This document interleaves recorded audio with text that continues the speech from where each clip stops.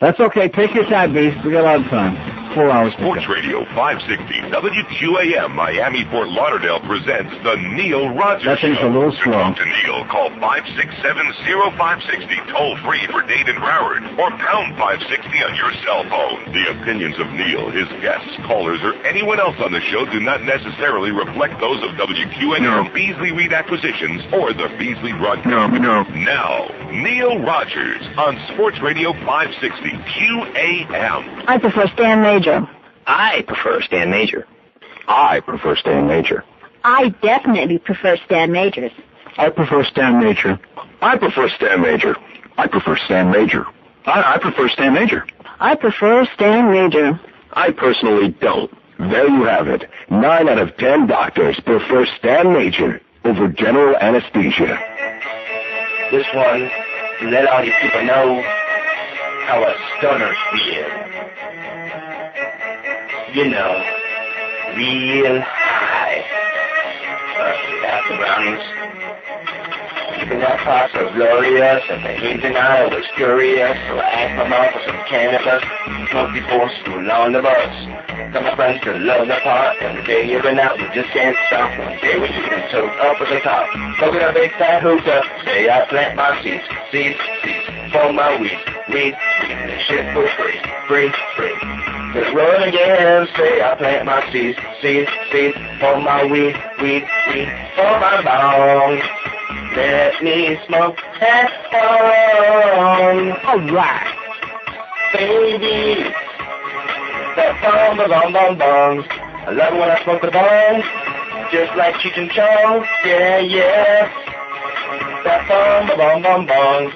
Look at that pot so glorious. At the age of 9 I was curious, so I asked my mom for some cannabis. We could smoke before school on the bus.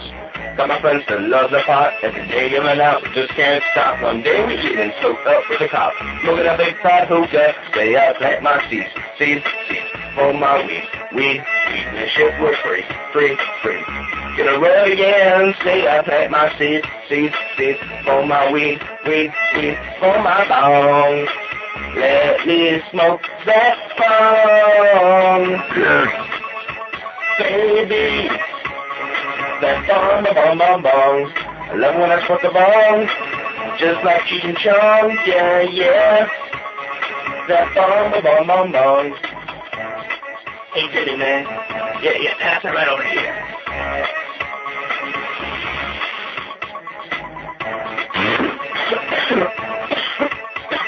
Oh, yeah.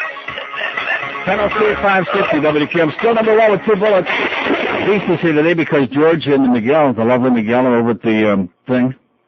Planned Parenthood luncheon, accepting the award for me today. Getting a free meal. Nice going there, George. Oh! So we got the Beast here today, and we got real tourists on Wall Street, but nevertheless, you don't want to hear about that. Do you want to hear about that? No. It's depressing. We don't want to depress you, but the good news is we've turned the corner. Because right at the end of, what do they call that thing in the morning, whatever they call that, on CNBC, the gambling channel, they had Kurt Thomas of the New York Knicks, with his big afro, baby, and he'd be illiterate.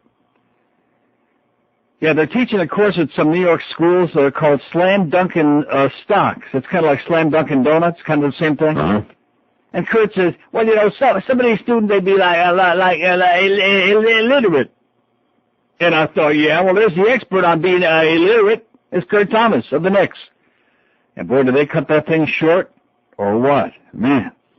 See, there's no shame on CNBC because the embarrassment level, they passed that a long time ago. And so now they're on there scrambling to try to rationalize, oh, see, we told you. Well, we didn't tell you, but we should have told you 6 months ago, a year ago. This is all a big scam. We're a bunch of hucksters and hypesters. We're a bunch of whores here on the gambling channel. It's a fraud. But I'm not going to get upset about it, am I? No. No. It's only money. It's only money, baby. And especially now that Kurt Thomas told me we'd be turning the corner. Yeah. I believe him. Don't you believe him? So anyway, going back to that letter to the editor from that old fart in Tamarack, that Sam Bastion, that disgusting piece of crap. But at least you inspired our poll that took the whole weekend. Nice going there, Sam. Broadcast your hateful. And now that I look back on the caption there that the Herald, see, he had those 17 adjectives, which is where the poll came from. You know, which of these best describes Neil? And he used all 17 of his adjectives. And the Herald caption, broadcaster hateful, and I must be a little bit slow, I guess, my old age, maybe because I'm losing all that money in the market. That must be it. Broadcaster harmful. Well, the headline could have said broadcaster daring, broadcaster fearless, broadcaster relentless, broadcaster bold. You know, they're like actually some positive adjectives in there. Did the Herald use those? No. Broadcaster hateful. Like that, yeah. Because the Herald, man, they're going to get me. They're going to get us here at WQAM. How's the Fan doing? Anybody heard of this week? No. Who the hell are you people kidding over there, huh? So how'd that poll come out, Fatso? Not too good. No, actually, it's pretty good. 1,168 votes. 1,168. 332, which of these best describes Neil? 332 said bold. I don't think they saw the B on there. I think they really said old. Bold. 237 fearless. 118 relentless. 83 brazen. So all of those were the positive adjectives, and they came out on top. Nice go! 71 said arrogant. 42 said obnoxious. Only 32 said boring. So it would have been a lot more than that, but I explained on Friday. If you say that I'm boring, it's an admission that you have no life. Because if I'm boring, then what are you doing listening to the show, asshole? See? Obnoxious, 32. Hateful, 32. Selfish, 26. One moment, please. Got to crank that baby up. Thin-skinned, 21. Rude, 20. Thoughtless, 12. Obscene, 11. 7 distasteful, 6 disgusting, and 5 conniving out of 1,174 votes. Pretty good total. So there we go with our survey for the weekend. Thank you so much, Sam Bastion, you disgusting old fart and tamarack. Hope your bag didn't run over this during the weekend. So I come in this morning. What's the first thing waiting for me? After a very uneventful, quiet, boring weekend, here's the facts. One little only facts. And what does it say? It says, Neil, did you go to Calle Ocho on Sunday? Signed, it says, Love Nelson Guzman. Did you go? No. Well, what's wrong with you? The idea of several thousand people groping me is not... Oh, yeah, that's right. Yeah, he'd have been a real hit there in the middle of Calle Ocho. They like his kind down there. All the chubby chasers would have been there. You're right. That's why I didn't go. Love Nelson Guzman. Hey, I hate to break the news to you, Nelson. Hey, and I actually, Channel Surfing did have a TV accident yesterday. There was the obnoxious, the unctuous, speaking of fat, Rick Sanchez, doing his usual annual broadcasting live, being a professional Julio, doing this thing from Calle Ocho. Man, you never saw a TV clicker move so fast as I did to get past that piece of crap. Yeah, here we are, Calle Ocho. Oh, God. You're disgusting, Rick, and everybody hates you like poison. You're nauseating. How's the guy that you killed there in front of the stadium? Is he still dead? Yeah, he's still dead. You sack of crap. Man. No remorse, no nothing, no shame. They're like CNBC on Channel 7, no shame. They should make a marriage between those two, a partnership. The Shameless Twins. Kind of like us here at QAM, we have no shame. Look at some of the crap we put on here. Like those Marlin games, which we have one tonight, baby, a Marlin exhibition game tonight. Oh, man, I'm squeezing myself. I'm so excited about that. Marlins and the Orioles. How many people are going to be listening to that game? Behind. If we're lucky. And then they're on there sucking John Bull's ass with the worst team this morning for the 50 millionth time, like in last week. You could hear the like gigantic sucking sounds inverting the speaker right through the dashboard in my car. Oh, yeah, it's going to be great. It's going to be really great. Oh, it's going to be big. Got a lot of people come out and see it, too. It's going to be great. Good. Have a good time. And the Marlins, finally, the good news over the weekend, Marlins officials give up battle for Bicentennial Park. Yeah! They finally got the message. Why are you airing shit like this? Puff the gangster rapper, straight out of the hood. Banging J-Lo daily, you know that life was good. Packing heat in limos, working on their raps. Everyone was living large till someone busted caps. Oh, homie lay there bleeding, took one in the spleen.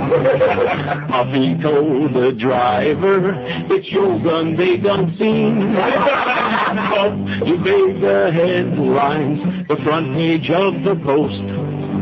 Tupac and Biggie would be there if they were not ghosts. Oh, Jennifer has left you. Her big ass has gone away.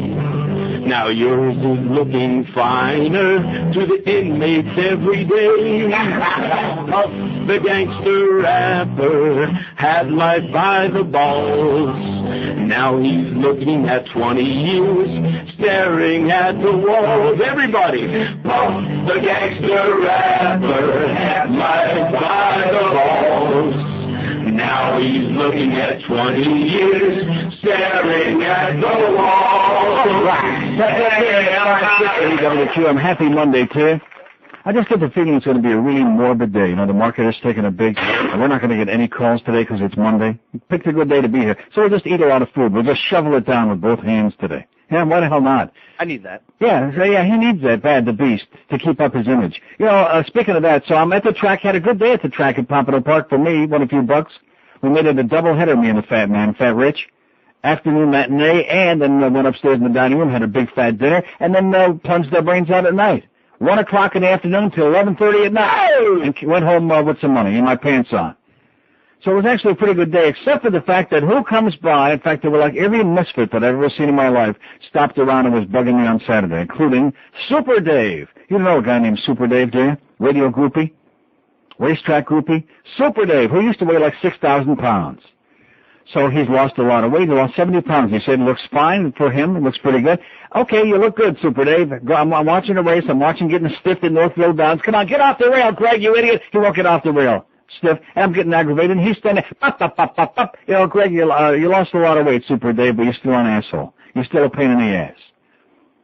I'm sitting there at the track. I'm having a good time. He starts giving me a lecture about carbohydrates and about Atkins and about diabetes. He's diabetic. He's a young guy. He's diabetic. Well, I try to tell you, Super Dave, you can't be a big fat cow and get away with it. You can't fool Mother Nature forever, beast. Have diabetes yet? You will. Not a good thing. Not a good thing. And then you'll have to start getting all nervous. And you get like Defoe. You'll be like one of those racetrack bums with a big fat puppet hanging out. So, Super Dave, all I can say to you is good luck to you. Keep up whatever you're doing, but stay the hell away, okay? And then he comes back again with his girlfriend. And I feel sorry for her, because no matter how much better he looks now, he's the same. He's an asshole. A pain in the ass. Chronic. Give me a lecture on diets. Like I need somebody to give me a lecture on diets? And about carbohydrates, and about diabetes, and about blood sugar, and about steaks, and broccoli, and this and that. Get away from me, Super Dave, you maniac. Here's a good story. School psychologist disciplined. Punta Gorda. A school psychologist who wore fingernail polish and his mother's scarves to work has been ordered to see a psychiatrist. School officials cited Jared Pence for poor judgment and erratic behavior and said he must be examined by a school psychiatrist chosen by the district. Pence also has been kept at his desk and won't be working with children. Meanwhile, Pence has filed a discrimination complaint against his supervisor, saying if women are allowed to paint their nails and wear scarves, so should men. Pence paints his nails to look like the flags of his favorite countries, kind of like Ponytail over the pizza loft. Hey, paints his fingernails. Pence, 58, the married father of two, had been testing and evaluating students at an elementary school and junior high school. He said he suffers from social anxiety, but became more outgoing when a doctor prescribed the antidepressant Paxil. Everybody expected the old Pence, he said. Low profile, does his job, does make waves. I've tried going off Paxil. I sink. Life is gray. I avoid people. I don't have energy. School officials took Pence to task for invading the personal space of others, making inappropriate comments, and touching others, which could lead to sexual harassment allegations. A school official declined to comment on the case, citing the investigation of Pence's discrimination complaint. Pence said he has not consulted an attorney, but will drop the matter if that's what he's advised. If the attorney says I have no case, I'll lose the nails and stop wearing scarves, he said. What's wrong with that? He likes to paint his fingernails a little bit and dress up a little. What the hell's wrong with that? Probably one of the more normal people doing with your kids, and most of you people don't care about that anyway. Why the hell should you care? People in this town, they don't care about kids. Here's our poll today. And I'll tell you the reason I'm taking this poll. Not just because Nelson Guzman wants to know that I go to Cayocha, which the answer is no. See, those of you people, I was listening to Hank a little bit last week, and I didn't mean much less than usual because it was that golf stuff, you know. But they were up at the Honda and they were in Coral Springs, and Hank has lived here a lot longer than I have. But you people in Dade County, you have to get out of the house a little bit once in a while. He was talking about Coral Springs like it was this great revelation, like did you hear that? Like he discovered this new place called Coral Springs. And he found out they got like gangs up there, and they got a lot of blue hairs, and they got, basically what they had there is a lot of plastic people, Hank. That's Coral Springs. A very, very plastic place. But you got to get out of the house a little bit. But the people who live in Dade County thinks that the whole world is like this thing. And I hate to break the news to you, but any group of people who would say, hey, we made Dade County what it is today, guess what? I wouldn't be bragging about it if I were you. Yeah, we made it what it is today. A toilet. A septic tank with no lid. That's right, you can smell it. We're in Dade County, but thank goodness, close enough to the Broward County line for a fast escape. It's a toilet, man. It's a sewer. Any white people left in Dade County? No. Six white people in Dade. None of them speak English. That's the problem. So what the hell you got? What's your claim to fame in Dade County? So anyway, the other day I went out to get my mail or whatever. My neighbor, who's very nice, she and I got a little bit of a conversation, and we're talking along, and all of a sudden she starts talking about people who won't speak English. See, I realized I could do the show, and if I talked about, I could do the Sandy Payton of QAM. I could do that every single day, because that seems to be the one sugar in the woodpile above all the other stuff, all the Schwarzers, all these other things, the slums. Some of these things are a little bit disturbing, but people who can't or won't speak English seems to be the number one sugar in the woodpile in this town. That really pisses people off. Frost their fat, ugly, pimply ass. So the idea that I'm going to go into Calle Ocho in the middle of a Spick Fest this weekend, I mean, what are you people thinking about? Are you crazy? Nelson Guzman? No se habla inglés aquí? No, thank you. No, I'll be going to a place where, you know, some of the people don't speak English very soon. It's called Amsterdam. Most of the people, I guarantee you, more people speak English there than they do here. That's not even a contest. No, seriously. There are a hell of a lot more people in Holland who can speak English than in Dade County. Not even a contest. Not even close. I don't need to go to like some foreign country within a few miles from where I live. So our poll question today, which of these disturbs you the most about South Florida? Crappy schools, crime, the drivers, old people, or people who can't or won't speak English? Pretty good selection if you ask me. Yeah. 5 very annoying categories. Crappy schools, I don't think too many people care about that, because that deals with your kids. Nobody cares about it. You care about your kids? No, I didn't think so. Crime? Nah.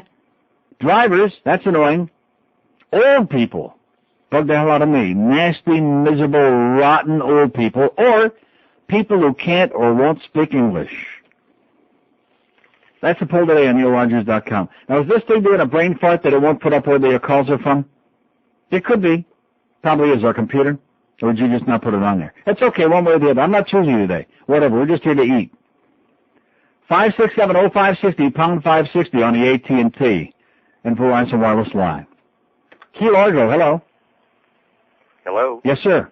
Neil? Yes, I am. Yeah, Neil, this is Mike. I'm calling from Key Largo. Yes, Mike, that's what I said, Key Largo. I'm sorry, I didn't That's hear okay. you. We have a bad kid. I'm in my office, and I'm having a hard time. Huh.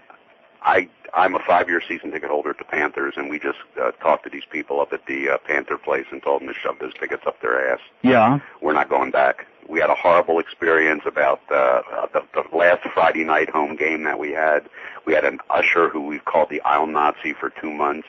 Made everybody miserable. Yeah. We moved to another section to get away from this woman. She had her supervisor follow us into another section and Really? was thrown out of there. Neil, there's 1,000 people sitting in the upper deck, you know. So I was talking to this guy last Monday, faxed a 4-page letter to Bill Torrey. Of course, I got ignored. I called up this morning and spoke to the guy, and I said, you know, he said, well, this is the first complaint we've ever had about an usher. Oh, yeah, right. Oh, give me a break. The first complaint they ever had about an usher, most of the ushers there are a few good ushers. The older guys there are the good ushers. The rest of the ushers are a bunch of Nazis there. Neil, 5 years we go to every game from Key Largo, and we're treated like crap. And the guy said, we haven't had any complaints. I said, you know, I heard a really big complaint from Neil on the radio. He said, well, we don't care what he says. He complains about everything. Oh, yeah. I said, you don't care what he says? Yes, that's true. I said, okay. Well, we're not renewing our tickets. He says, well, I'm sorry I couldn't satisfy you. I said, you didn't do anything. They don't give a crap. They don't need $5,000 a year. They figure that the suckers are going to keep coming back. I haven't gone to a game since that Atlanta game a week ago Friday. That's when I got news for I could have spent the night better picking my nose and watching my the paint dry on my fingernails than go to that damn thing. My damn office looks like a shrine to the Panthers. I'm ripping everything off the wall. So one day left before the trading deadline, which is tomorrow. Any moves yet? No. Anything? And Bill Torrey says, well, nobody has offered me anything. They're not my socks or my bow tie off yet. Well, Niedermeyer still got pictures of him. So there you go. To do anything. Yeah. Anyway, I had to get it off my chest. We love you, Neil. I've spoken to you at the game a few times, but I'm not going back anymore. I will not be treated like a criminal or a child to give them $5,000 a year to watch a Good hockey choice, game. pal. Good choice. Thanks, buddy. Thank you. Yeah, we don't care what Neil says. Well, you ought to care, okay, because I'm one of the few people that's given any goddamn support in the media these last however many years you've been here. Yeah, a lot of people going around with those naked pictures of Bill Torrey and Denise Potvin. I'm not really sure which one was on top. In fact, that's why Mike Milbury is still in New York. That was the big thing in the Islanders, all the articles and the columnists and everybody talking about that. How come they fired Butch Goring and they kept Mike Milbury? He's got those naked pictures of Bill Torrey and Denise Potvin. And it would be very grotesque and embarrassing to the organization if those got out there, circulated in public. The organization. If I hear one more goddamn silly hockey Canuck say, the organization, oh, God. Yeah, shoot them in the leg next time they say that. Well, it's really trying to improve the organization. Go back to goddamn Kamloops, okay? Go back to Medicine Hat and take Robbie with you. Who the hell are you people kidding? Yeah, big trade line coming tomorrow. Anybody care? No, not in this town. Finally found a little girls team they could beat yesterday. That's right. Pavel had another hat trick, one in the empty net, and an assist. Oh, yeah, we got to trade him and Luongo, man. The only two guys we got. Let's trade him. Not only have we got a crappy team and a crappy organization, but we got the worst sports writers in the history of the human race. The Schwarzer with the Husad Shako and then the little fat pudwhacker that's eloping with Jeff Rimmer. Yeah, Michael J. Russo. Those two. I think they're doing it. Yeah. I'm not sure who's eating whose ass, but I think those... In fact, they could be featured on Channel 10 tonight. Oh! Michael J. Russo eats Dwight Lauderdale's ass on a Channel 10 news. Oh! Hear it. Yeah, Robbie's got the pictures. Make no mistake about it. And then, of course, every day in Michael Russo's column, oh, yeah, and you do notice that they haven't won a game yet since Robbie... Well, guess what? They finally won a game, asshole. What are you going to say now? Since Robbie got his latest head problem. Since he got his latest heavy wall banger. 567-0560, pound 560 on the AT&T and Verizon wireless line. Yeah, we don't care what Neil says. He's just a sourpuss, yeah. Uh-huh. I'm the only hope you guys had, okay? The only person that took them a season plus to get the goddamn goal rights in there that the public could see because I was the only one who told them, it would be nice if when the goal is scored, when the red light goes on, if the public could see it. Gee, you're making trouble again. And then they start up now with a new deal, which I haven't heard yet, but some of my friends have told me about the new loud noise and the group, or whoever these guys are. Better than the monks, I understand. Yeah, they got a bunch of maniacs in there making noise and racket. See, if we just make enough noise and enough of a racket, people think it's worth coming here, that they're having a good time. And if you make too much of a racket, they won't be able to hear themselves on their cell phones, you idiots. What's wrong with you? Yeah, make it nice and quiet in there so these plastic assholes in the Macarena there can hear each other on their cell phone. That's what they came there for, to impress everybody. Oh, look, I got a cell phone. Great. That's really revolutionary. Probably the Ubangis in Africa all have cell phones too now. Big stinking deal. Yeah, that's right. Even in Nigeria they got them. Would somebody please show, what was his name, Kurt Thomas, how to use that cell phone? Yeah, stick your finger in it. Show him where to put it. Yeah, somebody shouldn't be illiterate. That was, see, like I said, no shame on CNBC. They finally they've scraped bottom. If you think the markets have scraped bottom, they're right there with them. Beware of exploding balls. They'll be coming down Fifth Avenue upon St. Patty's Day.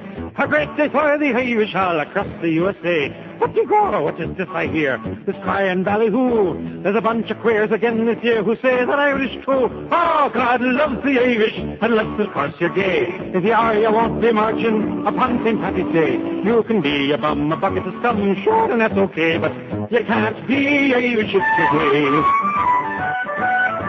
Now the order of Hibernians, those eminences grey, have delivered this pronouncement upon the blessed day.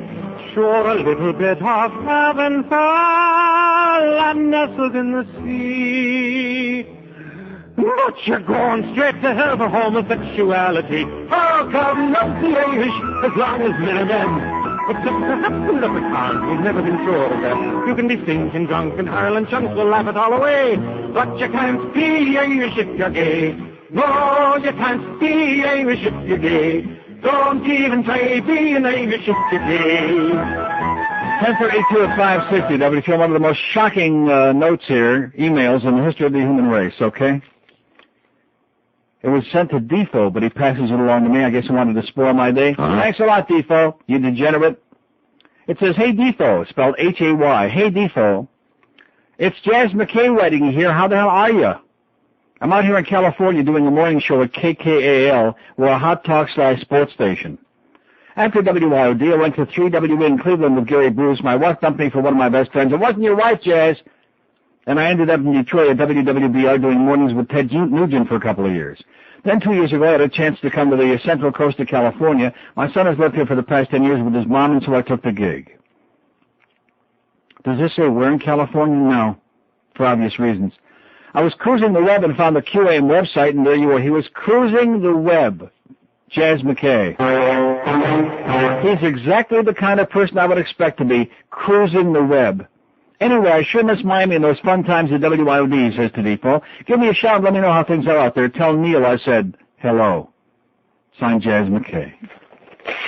Who's on the outside, at least, not on the inside with all his buddy jailbirds. The only man, like I said last week, in the history of this business, 99% of his calls were from the inside. Yeah, like from the D.C. jail, Broward County jail, from on the inside. Birds of a feather flock together. Nice going, Jazz. Mobile and Sunrise, hello.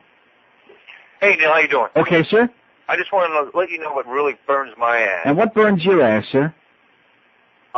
First of all, people who refuse to learn English in our country. I was born and raised in South Florida. What I can't believe is I'm paying these mayors and these commissions to change the signs to speak Spanish for their convenience. Yeah.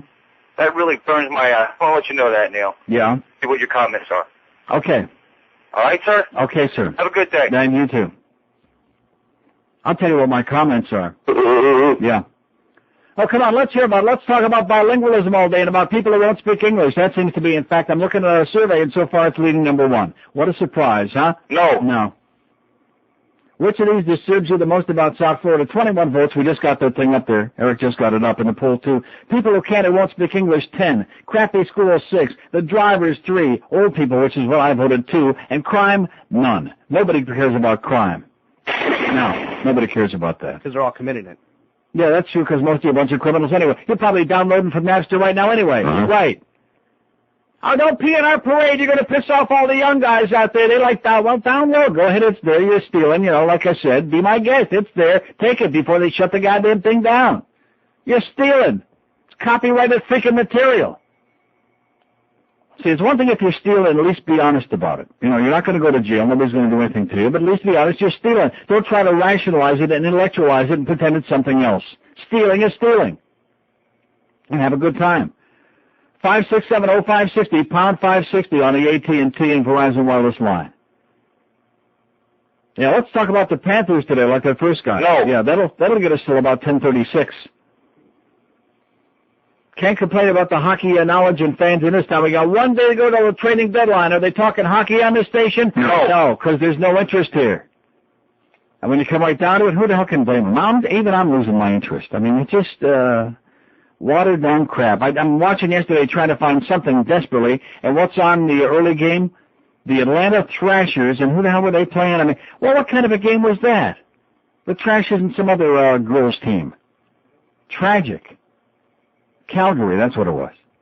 Anybody care about either one of those two teams? No. Mobile in Fort Lauderdale, hello. Good morning, how are you? Okay, sir.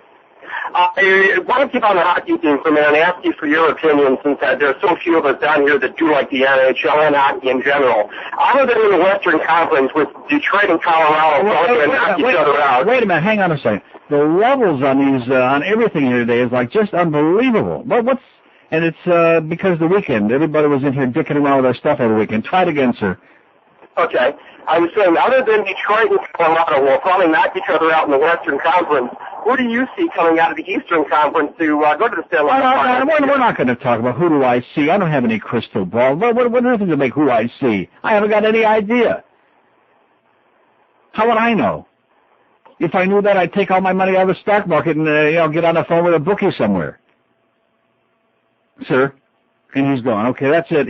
He's gone because I wouldn't play his game. Don't start trying to take this show down the road of those terminal, boring-ass sports shows, okay? What's your take on that trade, that Nikolai Habibullah? What's your take on the fact that they got those 2 injured players? Yeah, take this, okay? A good one. Man. We're not doing that, okay? We're not doing that. First of all, it's not a hockey show. There's no interest. I mean, if you want to talk about something relative to like the first guy was talking about, the situation here as it concerns the franchise and what's happening with the fans, yeah, that's what we're talking about. But this diddling with ourselves about, well, who do you think is going to win? You think the Yankees are going to win a pennant again? Well, what kind of crap is that? What kind of conversation is that? What kind of freaking radio is that besides bad? Bad. Fort Pierce, hello. Fort Pierce. Oh? Yes, sir. Hello? Are you in Fort Pierce, sir? Hello? Okay. Deerfield Beach, hello. Deerfield Beach. Oh, please don't call me. You hear this? You see what's going on with the phone? Somebody's dicking with the phone again today. Okay, I can see it's going to be all music Monday. You picked a good day. We can just sit here and eat, shovel it down with both hands, beast. No, seriously. Here's a call from somewhere, but I have no idea where. Hello? Hi, Neil. How are you? Can you hear me, sir? Yes, I can hear you. Okay. I'm calling actually from Fort Lauderdale. We seem to be having a little bit of a problem with the phones, with the levels and everything. I'm having here today. We're having a real problem here today. I'll tell you, you're fading in and out. Oh, wait, we got the program director in the doorway. We got the assistant program. Well, what do you mean I'm fading in and out? No, I'm serious. You're, as I'm talking with you, you're, and I'm on a regular phone. Yeah. You're doing what it sounds like on the radio. I mean, all these callers sound like they're all on some kind of mobile. And really? Yeah. Well, I'll tell you what. I'll go on and get my cell phone. No. Anyway, I just had something for you to get more annoyed about. Have you seen these spots they're doing for you on television? Yeah, I saw them. They're horrible. Yeah, I mean, you do such great stuff. Yeah. How come they couldn't take the thing from Channel 10 where I'm talking about eating ass? Why wouldn't they put that on there? Yeah, that would have been really There's cool. nothing on those QM spots that'll ever get one person to listen to the station. No, they could have just taken that money and had a bonfire and had a good time with it. Yeah, and I mean the same thing with Hank. I'm not, I mean I just think that you got 2 talented people. And well, you can't complain about the promotional know-how in this place because there isn't any. No, it's not in their vocabulary. They're clueless. Well, you can send the message to Greg Reed. I mean, I honestly... He's an asshole. Yeah, that's the message. Once an asshole, always an asshole. That's our boss. Clueless. Okay, but the levels are so in other words, our whole phone system is screwed up is what you're telling me? And maybe that's why the guy from Fort Pierce couldn't hear me and the other guy too. The phone system is all screwed up? You sound like you're calling me, on shortwave. Really? Yes. Okay, over and out. Okay. Maybe Johnny Dark left this over when I talk about the CD radio, that boring turd that he was doing here on whatever day that was. Oh, and Moses, if you're on your way over here, please go back where you're... this is not the day, Moses. He's really coming over here? That's what he said. No, we can't handle him in here today. We got enough problems as it is. Moses, next Monday will be good. Or like maybe after the show for about a half hour in the tea room. So, But no, Moses, please, don't come in here. I was only joking with him, and all of a sudden he's coming over to... All you people that want to audition for a sidekick, I work alone. That's the message, okay? I work alone. Please. He called 3 times to remind you he was coming. Well, that's wonderful. Oh, there's the Julio. We're going to get this straightened out now. Just get a goddamn axe and just tear up the whole goddamn phone system and let's start over again. Mickey Mouse piece of crap. 19 before 11 at 560 WQM, your home of technical incompetence, where we just can't. Can we get it right? No. Can we do it here? No. No, we can't do it. Our station stands for nothing. Charles Oakley of the NBA's Toronto Raptors has made a shocking revelation. The former New York Knick claims that 60% of the NBA is on dope, wacky weed, pot, doobies, grass. We asked some high-profile NBA players if it was true. Atlanta Hawks center, Dikembe Mutombo. I'd like to answer you on that question, but my tongue has become unhooked on me, and it tells us what known. Los Angeles Laker guard, Kobe Bryant. Dude. Philadelphia 76er guard, Allen Iverson. That's whack. Rickety whack. Rickety whack. Yo, man, he's standing on my roach clip. And the league's elder statesman, John Stockton from the Utah Jazz. That is 100% false. Sometimes there's a little boogie dancing as the younger players favor the hop-hip music, but narcotics, absolutely not. The NBA, nothing but addicts. And what does Kurt Thomas say? Yeah, 1045 at 560, he'd be making the big bucks in the market. That's where he's making it. Okay, we'll do the best we can. And we got a bunch of buttons that were pushed as usual because it's Monday, and over the weekend they have to use the studio because they got no other place to run the 75,000 ball games that the sports place has to run through here. Greg Reed in a sports bar. Oh, yeah, we got the hockey game, we got the Hurricane game, we got the goddamn Marlins games now, we got games that haven't been invented yet that we're running through here. Just wait till we got the goddamn Heat games on here. They won't really be doing it. We're running like 6 games at the same time. So this studio, we're just here like, screwing around for 4 hours every day. This is the more important stuff going through here. Stuff they're losing a lot of good money on. Here's Bonita Springs. Let's see if the phone's working. Hello? Neil, God. Yes, sir. You hear me okay? I can hear you fine. There you go. I'm going to tell you what I don't like about Southwest Florida. There's all the Jehovah's Witnesses. Southwest Florida? In Southwest, well, I'm in Southwest Florida. Oh. But, all the Jehovah's Witnesses. But did you hear about the band called Rays? Some Christian group? No. One of the singers got arrested for having 3 charges of molestation. He was doing one of the backup dances, a 13-year-old backup dancer, and he's like a 25-year-old. This is supposed to be like the big Christian concert. All right. Yeah. I was just, kind of crazy how that stuff happens. Well, a lot of those good Christians, they like that hands-on experience, man. All right, Neil. Okay, thanks for the good news. Watch out for that runaway snake. Okay, we got 80 million open lines. This is a really rough start here today, let me tell you. Really a rough way to start a goddamn week. Enough to make me want to take many, many more weeks vacation. Believe me, starting tomorrow. It's all my fault. No, it's not yours. It's got nothing to do with you. This goes on every Monday, whether you're here or not, which you're usually not. It has to do with the technical incompetence of WQM and the fact that, they lie a lot. Oh, this studio, they're going to have a lock on the door. Yeah, it's got a lock on the door. The only problem is everybody in the building's got a key to it, Got a lock on the door. Lock this. 567-0560, pound 560 on the AT&T. You notice how that first caller with his very wild comments about the ushers and they're getting treated rude and they can tell the Panthers to stick it up there. You notice the tremendous response we got about that? As in, yeah, none, as usual. Here's Pompano. Hello. Yes, sir. Mr. Rogers, good morning to you. And back to you. And a happy anniversary to you. A little bit late for that now. Okay, let's move on. Okay, well, I'd like to comment on that gentleman that started that off. Here's another season ticket holder that's going to tell Mr. Huizinga, you can stake those tickets and stick it where it don't shine anymore. Oh, right. Excellent. I'm tired of all these people out there. Get rid of that Jumbotron and all those people that are interested in what's going on that instead of what's going on and all those idiots who want to see themselves on there. Oh, look, it's me, it's me, And the same with the ushers. You've got a different usher every time. I've got a different person that sits there, and then they're into the Nazi mode. They don't care about anything else. It's insane there.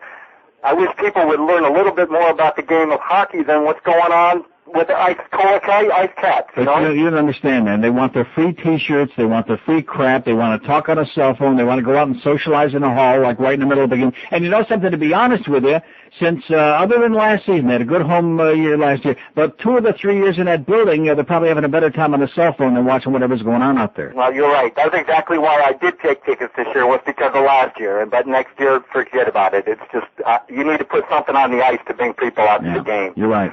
This is your Flyer fan that you do like and you talk to. What do you think's going to happen with Big E before he's gone? He's on the trade deadline. Send him someplace else. Send him back to wherever the hell he's from. Send him back to Mississauga. Okay, one last thing before we go, Mr. Rogers. A couple of weeks ago, Chicago was at the Broward Performing Center of Arts. Did you hear anything back on that? No. I saw that show. No. It was a really good show, even though Peter Sikora wasn't there. Peter Sikora? Peter Cetera? Peter Cetera. Peter Sikora's in New Jersey. I know, I got him mixed up. That's I'm sorry. okay. My fault. That they got a good singer in there to replace him. He couldn't get all the high notes, but he did do pretty good. And I wanted to know, what was your favorite Chicago album? Okay, have a great day, sir. Take a couple of doggy downers, calm down, you'll be okay. Man, just a wild child. 5, 6. Are these phones working here today or what? Look at that.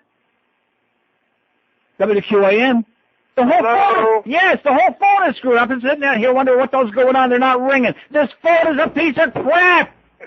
Speak to me, sir. Can you hear me? I sure can. The phones aren't ringing and they're not lighting up here. The whole phone system is broken. It's a broken. This is a piece of crap, this place. Sorry, Beast, that you had the luck of coming in, but it could have been any day. Go ahead, sir. Well, I'm going to join the Mother ranks. scratching, mother schmucking place. Up in club seats, and I'm not going to renew them. There's 3. There you go. You know what? I told them on the phone. I wrote them a letter. They actually answered me back. I told them, I said, guess what? So the way I got treated this year, next year, I'll be able to buy a ticket anywhere. You can shoot a gun in that place, won't be able to hit anybody. That's right. How can you charge? I pay $11,000 a year. Oh. How can you charge people for the crap they're putting on the ice? And after 10 games into the season, they should have gotten rid of the Murrays. Why did they wait so long? Yeah. I think this guy Sutter's doing a good job with what he's got to work with. Well, but with what he's got to work with, like I said in the beginning, lack of talent. I mean, you got, Pavel and Luongo and Pavel, and that's it. What else you got there right now? Oh, it's disgusting. And you know what? They don't give a damn. And I don't know what was going on, but I guess Marty Huizenga, they used to be her little baby, this Panther team. Yeah. And now you never see nothing. It's like they don't give a damn. You're right. He is the Antichrist. He is the Antichrist. I believe that for the last 2 years. I told you, this is the Wayne Huizenga schmucking way, man. He did the same thing with the Marlins, same with his team. Right. He doesn't give a crap. Well, things didn't go his way. They built him the arena. They still didn't work out. Now he wants to unload it, so screw you people, Whenever they stick out there, they expect you to show up like it's your duty and your obligation to be there, like it's your civic duty to spend all that goddamn money and support a watered-down piece of turd. It's incredible. It's incredible. Have a good day, Neil. Okay, better late than never. See, they're wising up now. Now, what is Lucky it? day. Moses showed up. Oh, no. No, please tell them, have a nice life. Come back next Monday, or not, as the case may be. Not today. We're having many, many problems today, Moses. We'll feed you something really good next week, Moses. Tell her to send him away. Tell her to give him a big kiss. Unless it's Carlos out there today, so don't let him give him a big kiss. No, not today.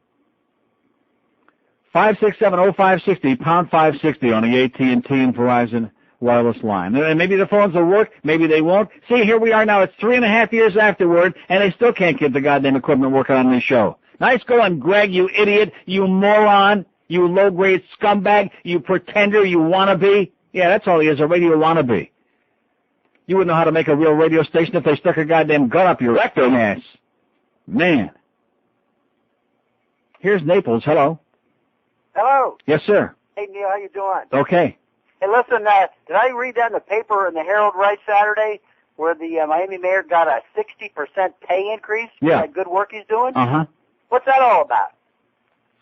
That's an old story, man. That's not the Miami mayor. It's the Dade County mayor. Oh, okay. Well, the guys that voted for that, that's the last vote they have before they get indicted? No, he's got the naked pictures. Well, Neil, maybe you need a 60% pay increase. Okay, have a great day, sir. Call me back when you have something to say. Oh, there's Clarence got his head stuck in there. Bop, bop, bop, bop, bop, bop, bop. Nice attempt there, Clarence, to make it look like, you're involved. No, he wants to make it look like he's involved. He's hands-on. Huh? He's a hands-on guy. That's what that broad said, that he was biting her arm or he had his nose in her armpit or something like that. Yeah, see, look how purple he got in the face when I told that story again. He says it's the only thing you have on him. So far. Wait till I start telling the bluff stories. 567-0560, pound 560 on the AT&T. Get off this instant. And Verizon wireless line. Yeah, he just left in a hurry when he heard that. Yeah, we got naked pictures of and Duff. Anyway, this is really something here today, huh? This is when you thought we were going to come in and just kind of like fake our way through this today. No way, Jose, baby. You got to overcome 8 million obstacles, like an obstacle course when you work for the Beasleys. You know. But going back to this whole Panther business, which I know nobody else out there cares, but I'm going to say it anyway. It's the whole league. It's all sports. You take, like a delicious wine, a fine wine, and you start watering it down. And basically it's got like a little pink color in there, and it's like water with a little 1% wine in it. At least they're holding the draft here this year. Yeah, oh, yeah, there you go. Oh, yeah. That's going to keep the interest in it? No. These people they couldn't catch a cold if they were out in the draft for like 5 days. Draft this. They're holding the draft here. They wouldn't know that. They're clueless. They haven't got any idea who any of these people are, and they could care less. Even the people inside the arena don't know. That's my favorite part. And they're writing the same bull crap, the same propaganda every day with the organization. They keep planting the same stories and the same bull crap. And those two bozos, they keep writing whatever they tell them. It's the same, It was a nice scam you had going there for a while, Wayne. You had a lot of people fooled for a long time. See, what they should have been, they can say they don't care what I say, but the fact is this. When I stop going, then it must be getting pretty ponderous. Because there is a more devoted hockey fan in this town than me. And when I stop going, who lives like 2 minutes away and gets great free seats for every goddamn game, then it must be getting pretty goddamn weak. And not worth the effort to bother going there. So you can give a song and a dance all you want about, we don't give a crap about what Neil says, but how about all the other people who are paying their hard-earned money to support the organization, huh? How about those people? And that's the saddest part, they don't give a crap. They can put on their dog and pony show and a fan appreciation day and throw a few stupid T-shirts and other little tchotchkes out there into the stand. I don't think that you're going to get your $6,000 back for those, for a T-shirt and one of those little, what do they give away for those things? The little, where they have the blimp that goes over and drops the little paper wad down, or what is that? Like a date with Brian Murray or something like that. I mean, what is it? I mean, if they were giving away, the naked pictures of Bill Torrey and Denise Potvin, then maybe we'd go for it. This is 560 QAM. Only in the Banana Republic, baby. Only in Miami.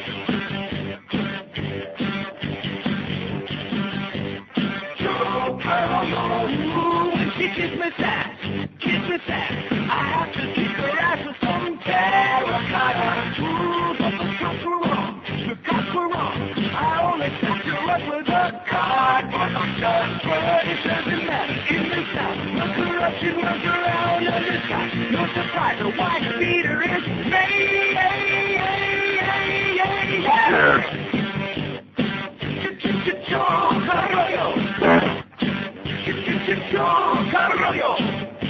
Governor 1 at 560 WSQ. I'm sorry that Moses and his lovely girlfriend, we had to send them away. Come back next Monday. George will be back, and we'll have it all set up for you, okay? We'll have the mattresses laid out. But we just got too many problems here today, and the beast is under a lot of duress. In fact, he's, embarking on his most enthusiastic enterprise of the day, ordering lunch. Nice going there, Beast. He does that very well. He got a lot of practice, a lot of experience. Wait till you see him eat it, and lunch, too. 5670560, pound 560. So I found out some interesting things with the beast in here this morning, which I guess I better not say on the air because then everybody will know where I found them out. Like about that Sunday morning sports page. Yeah, which I've never heard that thing. I can't get over that. Mandich buys the time on the air so he can put those two punks on the air and make a few extra bucks. I can't believe that. So he can put Stu Gatz on the air? Embarrassing. Here's Kendall. Hello. Kendall. Oh, please don't tell me we're back to this again. Kendall's gone. Could just be them. Here's Fort Lauderdale. Hello. Hey, Neil, what's going on? Yes, sir. Hey, first of all, who's this Moses guy, and what was he supposed to do with his girlfriend up there? They were supposed to come in here and do it. Are you serious? Yeah, no. They're just they're groupies, that's all. They're like nice people. They want to come and hang out. In the middle of your show, though? I beg your pardon? In the middle of your show? Hang out in the middle of the show, yeah. Hang it out. Okay. Neil, do you see what the hell's going on with this market? We're losing our asses here. Yeah. The Nasdaq under... Yeah, I know. I got it right in front of me. It's now 93.85. It's 1958. It's, what am I going to tell you? What am I going to do about it? I don't know. I'm broke at this point. Yeah. It's terrible. I mean, is there any sign? What is Mitch Hirsch saying? Is it going to come back up? What is Mitch Hirsch saying? That's what Mitch Hirsch is saying. The same crap he's always saying. He's an asshole. $1 million for Neil Rogers. Yeah, that's right. That's what he's saying. He's saying nothing. He's doing a Dog and Pony show. Okay, your phone's crapping out, too. I think maybe all the phones are getting screwed up. Maybe it's that woodpecker. Oh, thanks to the guy who brought me the tape. I finally watched it this weekend about the woodpecker, which is supposed to be in Latvia somewhere. I thought it was in Cuba. The Russians supposedly built this gigantic antenna, this gigantic transmitter, and they put out these annoying sounds to drive us all nuts. I think they're doing a good job of it, if you ask me. The woodpecker. Yeah, the market is crashing. What would you like me to do about it, sir? Do I have any words of wisdom? No. Do I have any answers? No. Am I going to panic? No. Well, what's the point? There's nothing I can do. My stockbroker, which you just mentioned, Church, which... he's an asshole. Yeah. He's like, a deer in the headlights. He's like, just hang in there. They all tell you the same thing because they're all the same. They're all the same. They make money by you buying and selling and selling and buying. And you know something? Even when you lose, they still make money. That's the worst part of the whole deal. Every time you make a transaction, they take a piece. And if you wind up making money on the transaction, fine. If you lose money, they still take their piece. It's a scam. It's a fraud. Nice going there, Mitch. And he has no answers. He's got no strategy. He's got no plan. He's got no nothing. I'm up to my goddamn eyebrows in tech dreck. I'm up to my ears. And now all these experts, they've all become experts here the last few months on CNBC. Oh, well, gee, you see, these valuations were ridiculous, and they were all based on pie in the sky and Cisco and Sun. These are the same companies they were telling us 3 and 4 months ago are the best companies in the world, and they're a must-own. You must have Palm, you must have Cisco, and now all of a sudden they're all in the crapper. So now it's like, well, we told you so. No, you didn't. No, you didn't. And even Mark Haynes, usually bullish Mark Haynes, is sitting there this morning with his pencil, and he's figuring out, well, maybe Cisco might be worth $13. Nice going there, Mark. There isn't a single one of these people that has any idea what they're talking about. The worst part of it is that we've all got, most of us, maybe some of you got smart, or you got lucky and you got out when you could. You got in at the right time, you got out. But all the rest of us, we got sucked into it, and now we're like stuck there. We're in limbo. So you either take a gigantic, humongous loss, which I'm not prepared to do, or you sit back and you pee in your pants every day, hoping some miracle might happen. See, I think since it's all manipulated and controlled anyway, I think that this is going to continue until finally the Bushmeister gets his tax cut. This is all orchestrated. We have to have like a major crash. We have to have people panicking. Oh, yeah, things are really bad. And this is going to force them to pass the tax cut so all the billionaires can, get what they want. And then we'll get our money back, maybe, a little piece. They'll get billions as usual and millions, and we'll get a little piece. Here's a mobile in Fort Lauderdale. Hello. All right, Neil. Yes, sir. How you doing today? Okay. I was just calling, get my insight on some of the sports. You made a good point there a while earlier ago. You said all sports are starting to stink. And, it's all watered down, man. It's all Little League, watered down. Oh, yeah. And the funny thing about it is these players, and you said something, I'm a black guy, and I understand what you're saying as far as the ignorance is. The guy, Thomas on the New York. Kurt Thomas, he'd be illiterate, baby. Oh, yeah, and these guys are asking for these skyrocket prices, and they don't understand that they're killing their kind of. You got people that's making $10 an hour jobs, and you want them to come in there and pay $150 tickets. And how long you think they're going to keep doing that? That's right. And I'm already paying. Now, if you're a fan of, say, the Chicago Bears, you live down here or something like that, you kind of, stuck in the middle of that, you automatically paying taxes. Your tax money is going towards making that stadium look pretty, or the Marlins, which sucks, and the Florida Panthers. Right, which really sucks. Uh-huh. And then you're looking at the whole situation in general. Sports is going to run itself out because everybody got to stop going in order for it to come back to reality. But that's all I got to say, Neil, and please get books to New York Knicks players so they can learn how to read. Okay, we got to be teaching them. Okay, thanks. Now, there's a Schwarzer's got a stomach. Hey! He knows what it's all about. He's right. He's absolutely correct. They killed the goose that laid the golden egg. I told you this 4 or 5 years ago. I was the one that said, that Neil, he's so negative. There he goes. He's such a sourpuss. I told you, you can only squeeze so much blood out of a turnip. And that's what they've done. And then they want to build this goddamn stadium. And then, by best estimates, it's going to cost $40, $50, $60 to go see a baseball game. And anybody going to pay that? No. Plus another $20 or $30 to park and maybe get mugged? I don't think so. I don't think so. Plus, of course, they're going to have the striker to lock out next year anyway. So that'd be a good time to be building the ballpark, wouldn't it? Yeah. Greed. That's what it's all about, greed. I mean, in Atlanta, like I mentioned the Thrashers yesterday, I'm watching that piece of crap. I have no idea why for about 5 minutes. Calgary and Atlanta. Anybody want to see that game? No. And the first year they brought him back last season, we got to sell out every game. It's going to go over big here. This year there are thousands and thousands and thousands of empty seats there in Atlanta disguised as fans. Or is it the other way around? Whatever the hell it is. That's right. They failed there before. Let's bring them back again. And all Gary Bettman cares about is the $90 million franchise fee. That's all they care about because they're so goddamn desperate. Oh, we'll take it. It's Batavia, New York. We don't care. Give them a franchise. They got $90 million. We'll take it. So you people in the local organization, you can think you're going to continue conning those same 7,000 or 8,000 suckers that show up night in and night out to watch that sputum you put out there and watch those goddamn T-shirts go flying up in the crowd. You're dreaming. You've destroyed it. You've killed it. You've butchered it. You ruined the organization because it was all about one bald-headed geek with a bad complexion who doesn't give a crap about anybody with his own bank account. And I say, schmuck him. That's what I say. Screw him. The Antichrist of South Florida. Came here disguised as the angel, and by the way, the angel's gone. How's Dave Van Horn doing? Have you heard? Oh, bad, huh? And I didn't say that the Beast said he was bad, but you did raise your eyebrows and give me a look like you were going to puke your guts out. Lunch hasn't even arrived yet. How do you like that? Dave Van Horn. But the good news is, like I said, if QAM doesn't want to spend the big bucks next year for those broadcast rights again, he could wind up doing the show on doing the games on the internet again. Nice going, Dave. Oh! Well, Rimmer says he's pretty good. That should tell you something. Playoffs, huh? Playoff this. Oh!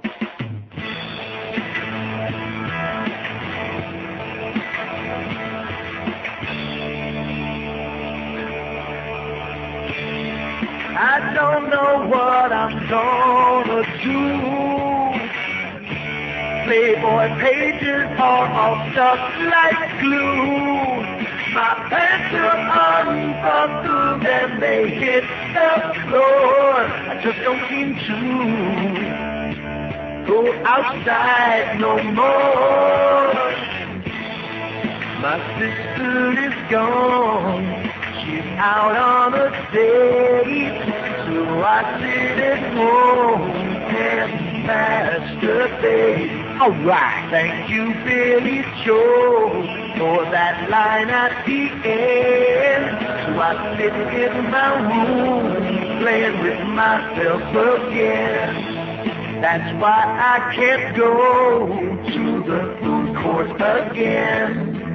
So I sit at home, 14 after 11, speaking of playing with yourselves, the people in Dade County once again, a Grammy hit sour note on Cuban issue. They lied to you. What a surprise, huh?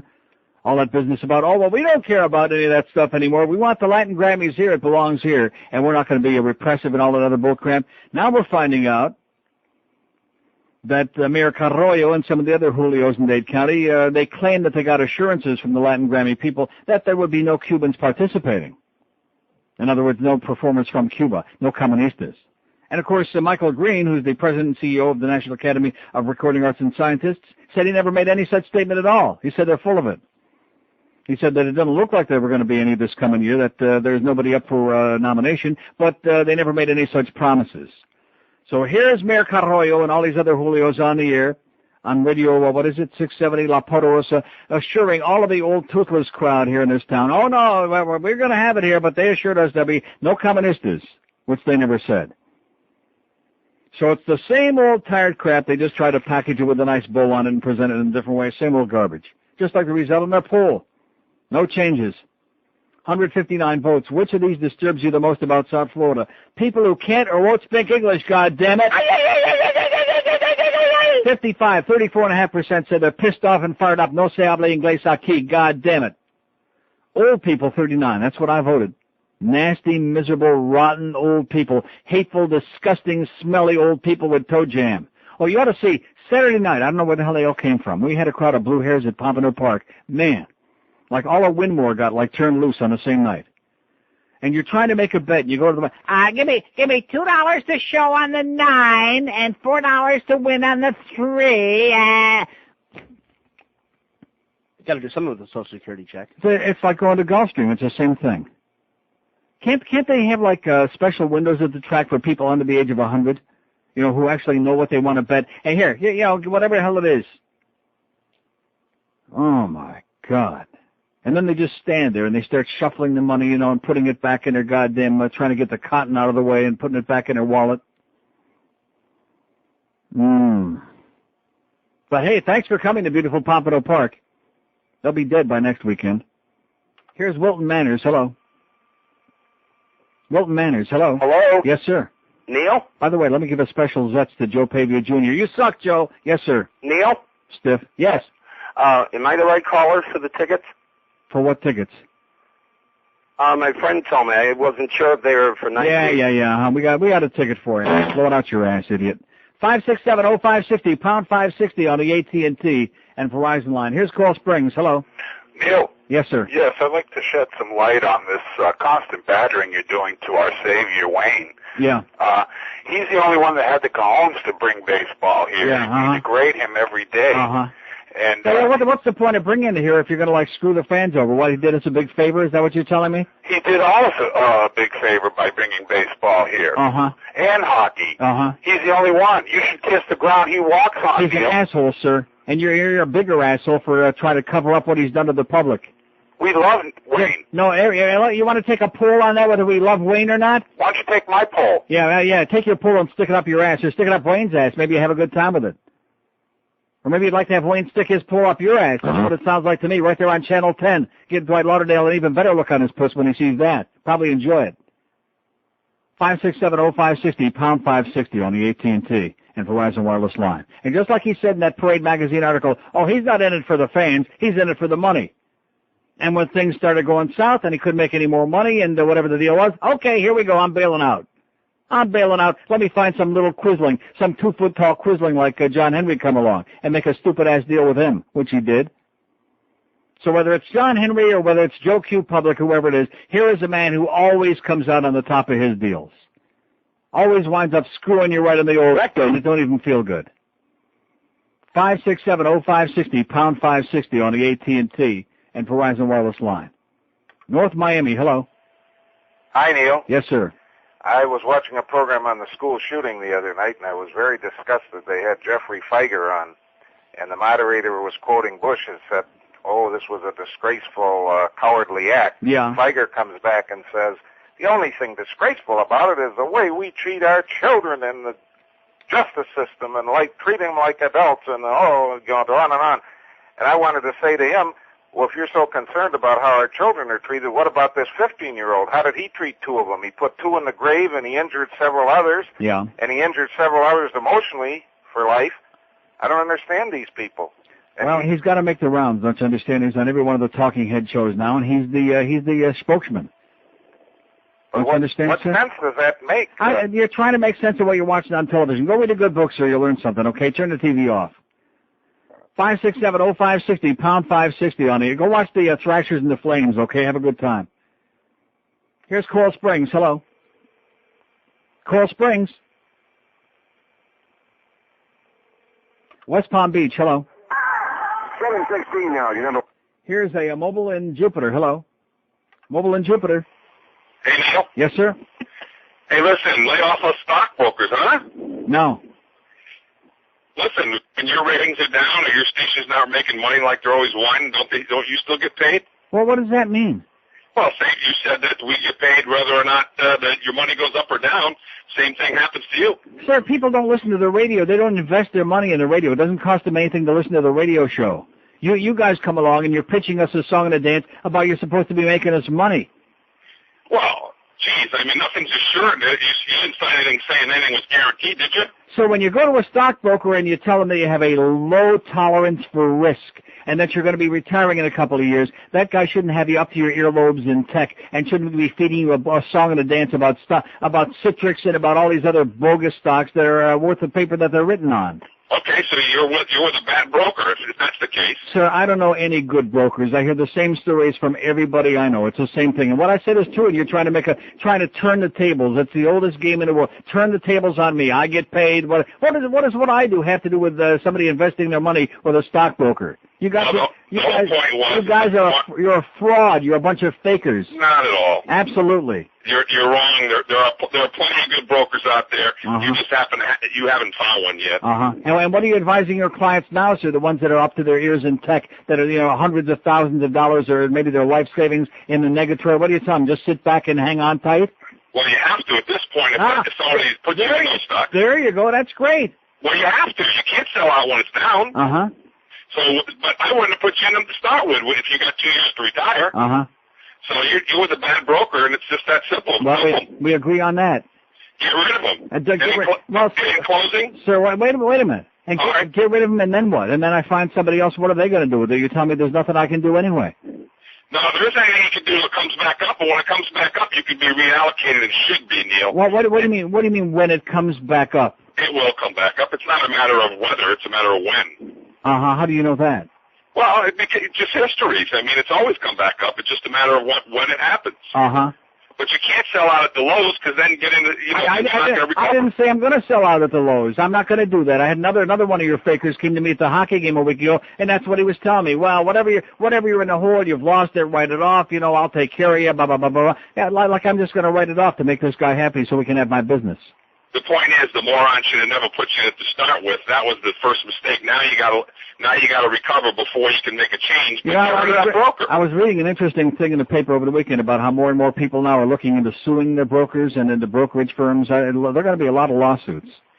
They're taking out full-page ads, the old lawyer hawks, in the paper. If you lost money and you want to regain it, come see me. So, well, you call them the lawyer hawks, but when you go to a broker and he represents one thing to you, and you tell him that you have a low tolerance for risk, and he puts your entire goddamn portfolio on all these tech-heavy funds and stocks, it seems to me that maybe somebody's got a case, They do have a case, but on the other hand, let's look at it this way: how many good radio personalities are there in your business, in your opinion?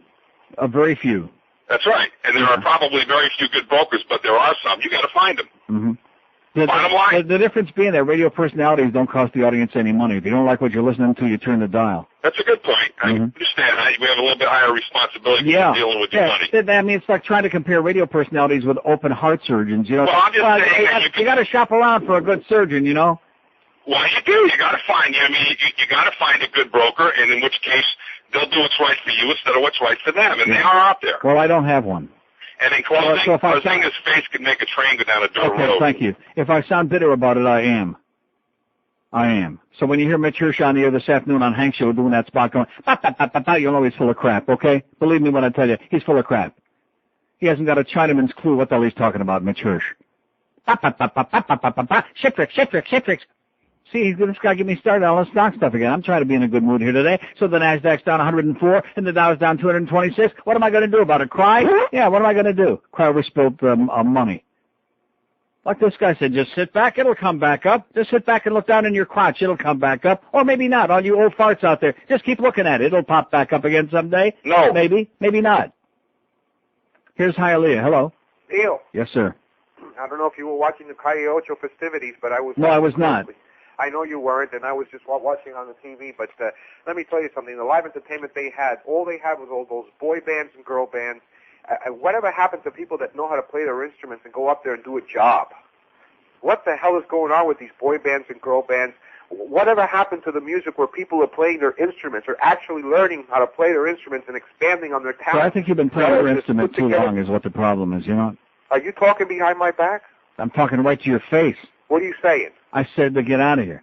Get lost. Am I talking behind your back? 56705, and by the way, you're chronic, okay? You're not fooling anybody. You're chronic and you got nothing to say. Get lost. Go play with it, if you can find it. 5670560, pound 560 on the AT&T and Verizon Wireless line. Oh, yeah, the Panthers, we don't care about what Neil says. He knocks everything, yeah. And, of course, I'm wrong all the time, right, about the organization and what you've done. I had my thumb on it every single time. You're not fooling me. That's what they resent.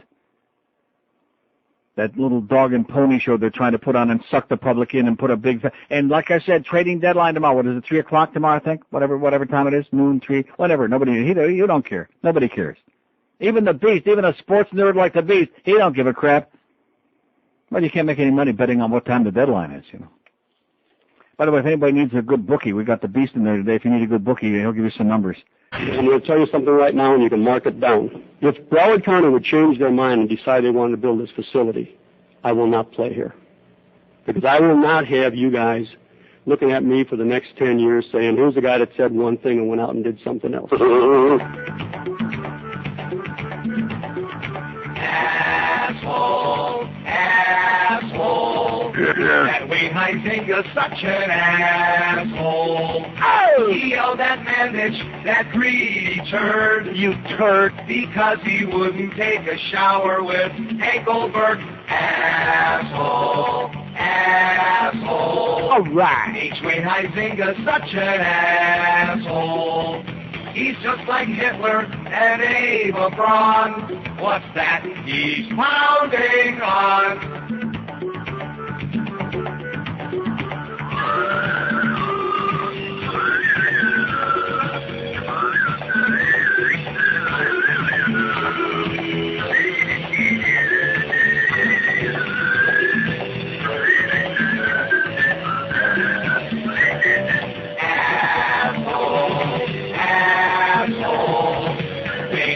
Quintessential asshole. The only thing there is left to say is drop dead right away. He's the best, 731 at 560 WQM. He's certainly got the best organization, no question about that. 567-0560, pound 560 on the AT&T and Verizon Wireless model. At least we finally got away from the golf tournament. Thank God for that. God, is that ponderous? Hank will be doing a show at Chulo's today if everything works out there. And Clarence from 6 to 6:50 tonight. That's a little bit long for Clarence, 50 minutes. Half hour maybe, 50 minutes we're stretching it, man. And you know who's going to chime in on that show? Stugatz. Clarence and Stugatz. They didn't know they were an item. And then 6:50 you got your Marlins on Drek. And 7:05 the Marlins at the Orioles. Is that our first one or did we have one yesterday? First Marlin exhibition game, at least on a weeknight, is tonight, baby. The first one. 7:05. It's not? We've had them on the weeknights? Not on the weeknights. First weeknight. Don't be correcting me, Beast. You're doing okay so far. Sorry. We'll have to cancel that food. Marlins at the Orioles. Any interest? No. Huh? Come on. Eddie K after the baseball game. That should be good following that. 567-0560, pound 560. Not bad enough he's got to follow the Panther games. How many people do you think are listening to those Panther broadcasts? None. Here's Pompano. Hello. Pompano. They're a little slow today. Here's Pompano. Hello. Okay, he's still chewing on it. Coral Springs. Hello. Hello. Yes, sir. Season ticket, Panther ticket holder from day one. Yes. I went to a CAT council meeting, and I got to tell Dean Jordan and Bill Torrey that I'm not renewing. They're assholes. No question about it. Dean Jordan's not here anymore. Who's the head of been double the prices since we're there? It only gets worse. Mm-hmm. Wayne Huizinga is... And what's the response? They shrug their shoulders. They don't have a response. That's great. That's the organization. That's their typical response is, well, we just want your money. We don't give a crap. Right. That's what I've been telling you all for a long time now. Well, I told them, I said, you've been getting my money for 8 years. You're not going to get it anymore. It's a shame because hockey is the most exciting sport. It's the only sport that holds my attention at all. Yeah. And I'm just not going to do it anymore. You know something? The Leaf game is on Saturday, and I've been a fan for 42 years, and it's going to take a lot of motivation for me even to go over and see that game. They're playing the Penguins Friday night with Mario. I'm not going to go waste my time going to that. I've seen Mario plenty of times against the real team. Well, what's the point? Mario's an exciting guy. I'm going to go check him out. Maybe I'll see the Leafs, but I'm done. You can have my tickets for the rest of the games. Right. Who cares? Exactly. Okay, good luck, pal. Thanks, you too. Good choice. Better late than never. They're wising up, it sounds to me. So you folks over there at the organization, you can point the finger and blame me, which, wouldn't be the first time. I'm a solid person. I'm a piece of crap. Well, that's fine. But look in the mirror. Look what we've done to the public. Look at the swill you're putting out there and trying to put it over on the public. With the overpriced food and the overpriced tickets and the crappy product out there and the goddamn incessant noise, the screaming, loud, banging noise. You could lose your mind in that place.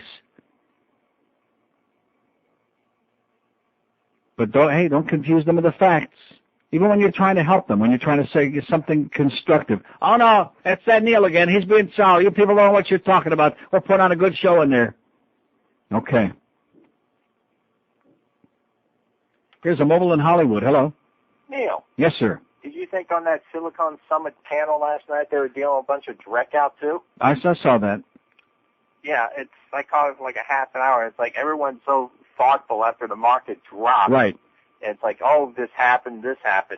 And plus, you had that broker on, sit in there and maybe your money will come back, when you had some stocks like as high as $260 and they're trading for what, 5, 10? Well, I don't have any of those. I'm very lucky. Yeah, but what would he tell the people that got sucked into like Ask Jeeves and eBay and what's the one with Bill Shatner with Priceline.com and eToys that's 9 cents that's been delisted now? What are they going to tell those people except good luck and when you pull the trigger, make sure you aim in the right place? Yeah, you're not going to get anything back on that. Right. That's all there is to it. And some of those, and here's one gentleman where his company is, $60 and 63 cents his stock was. He's rehabbing computers to sell to people that can't normally afford a computer. Yeah, and this broker that's busting my balls about, I'm knocking his profession. The fact is that there are sure things. It's called savings bonds and money market and CDs. There are sure things. It's called guaranteed, Right. Guaranteed interest. Yeah, you do things. I'm going to advise you because I can't pick my nose in this market. So. Okay, well, listen, get a new phone. Get a Nokia, please, because I'm losing my ass on that, too. Bought it at 56. It's $21. And I remember back when I bought Nokia and they were on there, oh, my God, this is the greatest stock in the world, the greatest company, a 30% a year increase for the next 3 years. It's guaranteed. Blah, blah, blah, blah, blah. And they're on, it's a dog and pony show, baby. They're all a bunch of peddlers and hucksters. They're snake oil salesmen. And they've sucked the American public, especially when that day trading thing was going on. They've sucked the public into believing that this is for real, that we're going to make money in there now. And like I said, if you were lucky enough and you did and you got out, hey, more power to you. I'm jealous, but good luck to you. But now people are ready to blow their brains out. These guys are sitting on there, pop, pop, pop, pop, beep, beep, beep, beep, and they don't have any idea what they're talking about now any more than they did a year ago. That channel ought to be taken off the goddamn air, CNBC. People ought to be selling General Electric with both hands just because they're so pissed off at CNBC and the goddamn gambling channel. And my friend Ted David comes on the air here and, laughingly, intellectualized Las Vegas. Attaboy, Ted, great line. Intellectualized Las Vegas. You're killing us all. And a broker with a song to dance about, well, nothing's guaranteed. Here's a mobile in Deerfield. Hello. Hey, Neil, how you doing today? Okay, sir. Hey, listen, I'm trying to disguise my voice just a little bit. I got some stuff I want to tell you. I went to a christening yesterday in Boca. I was a Jew. First time going there. I wanted to say, oi, oh my God. And you know what? My whole thing about Judaism, because I'm a non-practicing Jew. Yeah. What ends up happening is, I feel as religion is a tradition in my family. It's not a responsibility. I have to believe in God or anything that's up there, but I feel it's more of a religion. My family did it. I did it. I had my bar mitzvah, and I was done. And that was it. I made my money, and I was done. Mm-hmm. And, you know what? My fountain pen, and that was it. I said bye-bye. All the stuff with, where you take Jesus as your soul and all this stuff, I'm going, oh, my God, what a bunch of crap. Uh-huh. Even my mother said the same thing. Was Michael Corleone there? No, he wasn't. Oh. But the priest looked like him. Okay, pal. Thanks, man. Take it easy. Okay. Most of the priests look more like Mary Corleone. 567-0560, pound 5, and dressed like her, pound 560 on the AT&T and Verizon Wireless line. The good news is, I looked upon it as a slight on Friday, but it was a good news that they didn't bring any Hamantaschen. It's the first year in memory that we got shined on Purim for Hamantaschen. Didn't get any. Pastry Lane or whatever that place is, did they show up? No. I don't even know if they're still in business, but if they are, they don't like us anymore. And I got home and there was a frantic message from George that there was some pastry shop in Plantation in the fountain shops. And I thanked them profusely, but I did not go. They had a whole tray of Hamantaschen for me, waiting for me. And, of course, if I would have gone there, I would have picked it up. I said, thank you very much, and taken it home, and I would have eaten it all weekend and been gained 10 pounds. So in retrospect, it was good. It was really good. Because Super Dave would be embarrassed for me if I was sitting around shoving Hamantaschen in my mouth. Very, very fattening. Delicious. Delicious. You don't like them? Not a big fan. No, because you probably never had the real ones. You probably have those little square triangle, the hard ones. They're like rocks. That's not real Hamantaschen. The real ones are the big soft ones with the poppy seeds. But you don't want to know about it. Believe me. Forget I said it. They suck. Super Dave. I can't even describe it. He just wouldn't go away. He wouldn't leave. He just kept standing there. I'm at the track having a wonderful time, minding my own business, trying to lose some more of my money. Trying to get stiff by Joe Pavey again. And this guy's standing there, about giving me a lesson on life and about diets. Nobody in the history of mankind has got more diet books. You can go to my house and you find every diet book, some that they haven't even been published yet. Yeah. Every one that's ever been invented. Are they doing me any good? No. Am I losing any weight? No. Am I fat as a pig? Uh-huh. Yeah. And there you go, Super Dave. So you look wonderful. I don't want to date. You're not my kind. Go away, please.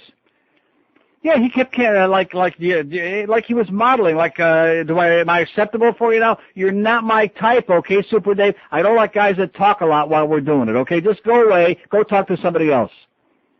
Plus, I got Moses waiting here on the hook with his girlfriend. Beast is going to do his girlfriend, and I'll be doing Holy Moses.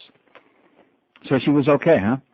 Not bad at all. Yeah, because the first one, her picture is up on the thing there with Moses, which if he looked as good in person as he does in his picture, I would let him come in even today, even with all the problems. Don't take it personal, Moses, unless you want to. I still love you, sweetheart. Hey, here's a place you love, Pizza Loft, home of some fantastic good stuff. Talk about food. Everything there is fattening, by the way, well, except the salads. And that's good. I mean, you know, if you want to go eat a bunch of little pussy food, go someplace else. Or it's a good, well, I could have said that a different way. But anyway, Pizza Loft, they got 3 different kinds of great pizza. See, somebody's going to take that out of context. They're going to chop that thing off. See what he said? I didn't say that. Did I? I'm dying over here. You got the feeling here, you got the feeling there. You put your hand on her hip and you try to stroke her hair. You chase your secretary round around your little chair. That's what it's all about. She kicks your left brain here, she kicks your left brain there. She slaps you in the groin and that leaves you quite impaired. You find a good attorney cause your butt is now in jail. That's what it's all about. Go through the hanky-panky with a girl that's a black stuff. That's what it's all about. 7:25 at 560 WQAM. Is line 2, 3, are they working? WQAM. Hello. Hola. See, I told you because we can tell when those don't ring and they go around them. Lines are all screwed up. 567. I just mentioned that in passing in case somebody in the building that cares is paying any attention to what's going on with the phone system again. It's all schmucked up for about the 8 millionth time. Here's Kendall. Hello. Hello, Mr. Rogers. Yes, sir. Let me see. Today we've covered hockey, stocks, diet, and the track. Yeah. What else are we going to talk about? It's going to turn off the whole audience. I don't know. Why don't you hockey tell us? Talk, no more hockey interesting. talk. You're still here. You're still here. Yeah. No more hockey talk. You're still here, though, asshole. 567-0560. Every time you mention the H word, I'll tell you what. Let's talk about hockey all day just to piss him off. And you know what? By 2 o'clock, he'd still be there. What is it? A little bit too complicated for you, sir? Is that it? Mobile in Fort Lauderdale. Hello. Hey, how you doing, Neil? Okay. Hey, how long did that guy wait to get on the air to say that? Well, I know. He's been listening for 2 hours, though. He can tell you everything we've talked about. He's just like the guy that wrote the letter to the editor in the Herald about how grotesque and evil and everything else I am, and he can tell you chapter and verse everything I say every day, even though he avoids these shows like the plague. Yeah. Hey, I wanted to ask you, remember last year all the big hoopla over the FCAT testing? Yeah. You know, FCAT this, FCAT that. It's a week away. I haven't heard a single thing about it. Yeah. The people down here were so focused on 1 year, and the next year it's no big deal to have anything happen 1 year to the next. Yeah. Talking about hockey. Oh, don't do it. That guy's got to kill himself. So start talking now and don't stop. Forget him. You know, I only go to the hockey games with a team from the area that I'm from up north. So anytime there's a Devil game, that's the game I'll go to. You know, I'm fine with that. I go to a Ranger game every once in a while. Yeah. So I don't ever miss a Devil game. And that's all I can do. I can't be a fan of the Panthers because I'm not from down here. To get that inside of me. I'm sure you go to every Maple Leaf game. Yeah. Right? I mean, that's well, so what does that mean? It means you can't be a fan of the Panthers the rest of the time or the local team the rest of the time? I don't understand that. Lots of people are. Well, I mean, if it were worth going to, if it were enjoyable and worth going to see, I would continue going, but it's not. It's terminal and ponderous and grotesque and boring and embarrassing. Big alert? Yeah. Okay. I'm on the Sawgrass looking for people doing 80 and above. 567-0560, pound 560 on the AT&T and Verizon Wireless line. Let me just see what's going on. Yeah, line 3 isn't working. Who the hell knows what is going on here? They're all screwed up again for a change. 567. Why don't we just take this thing out of here and just throw it out the window would be good. I vote for that. 3 years we've been working in this place to try to get a phone system that works. Not every day. That's open for too much. Just like most of the time. You know, you come in on a Monday morning and the phones work. You're doing a telephone talk show. The phones work would be good. Can they do it? No. Can't do it. Can't make it happen. Here's a mobile in Coral Springs. Hello.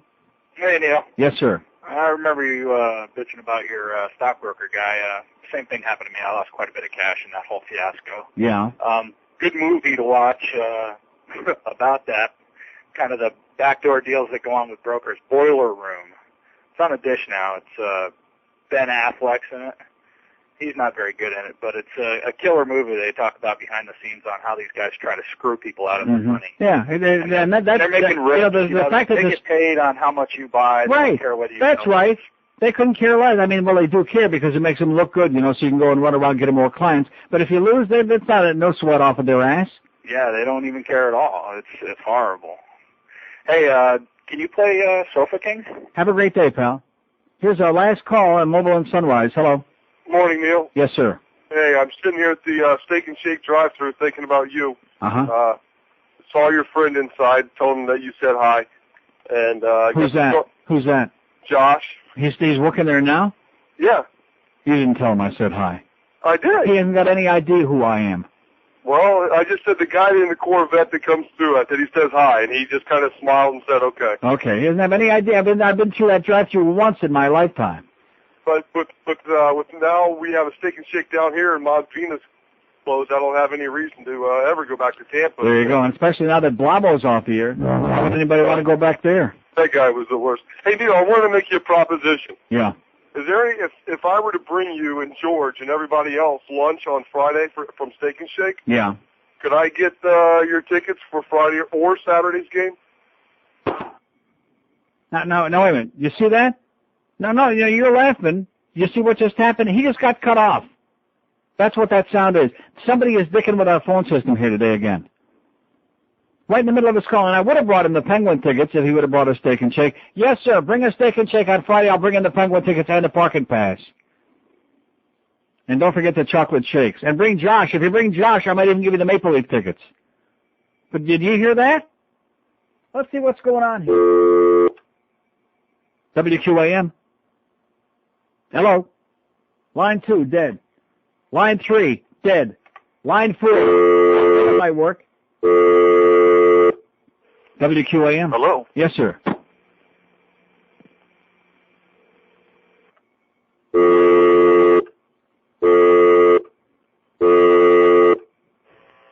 WQAM. Neil, it's me again. I just called about the Steak and Shake. Yeah. Yeah. Now, explain to me what happened. You just got cut right off, right? I thought you disconnected me. No, I did not. No, somebody, turned the radio. Sir, will you listen to me? I'm sorry. This has been going on for days now. Somebody is dicking with this phone system, and the people inside the building here are running around with their finger up each other's ass. Hey, what do we do? What do we do? Let's go get Greg. The phone system here doesn't work, pal. I'll tell you what. You bring in lunch for me and George on Friday, and you can have the Penguin tickets and the parking pass. Well, can you connect me with George so I can get your order so I know what you guys want? George isn't here today. George is at the accepting my award at the banquet there, Planned Parenthood. Call George tomorrow. I'll call him tomorrow. I'll see you on Friday. And we'll put an order together for you. Thank you, sir. And tell Josh I said hi. Okay. And like I said, if you bring him in, I'll give you the Leaf tickets, too.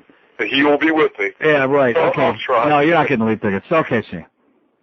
Yeah, the phones, here we go again, ladies and gentlemen. And the QAMF and way. We just can't get the goddamn stuff working here. I mean, you folks even in the audience by now, they're getting to be experts. They hear that sound, that kind of like clunk, and you can just tell that somebody's like, the line just been disconnected right there.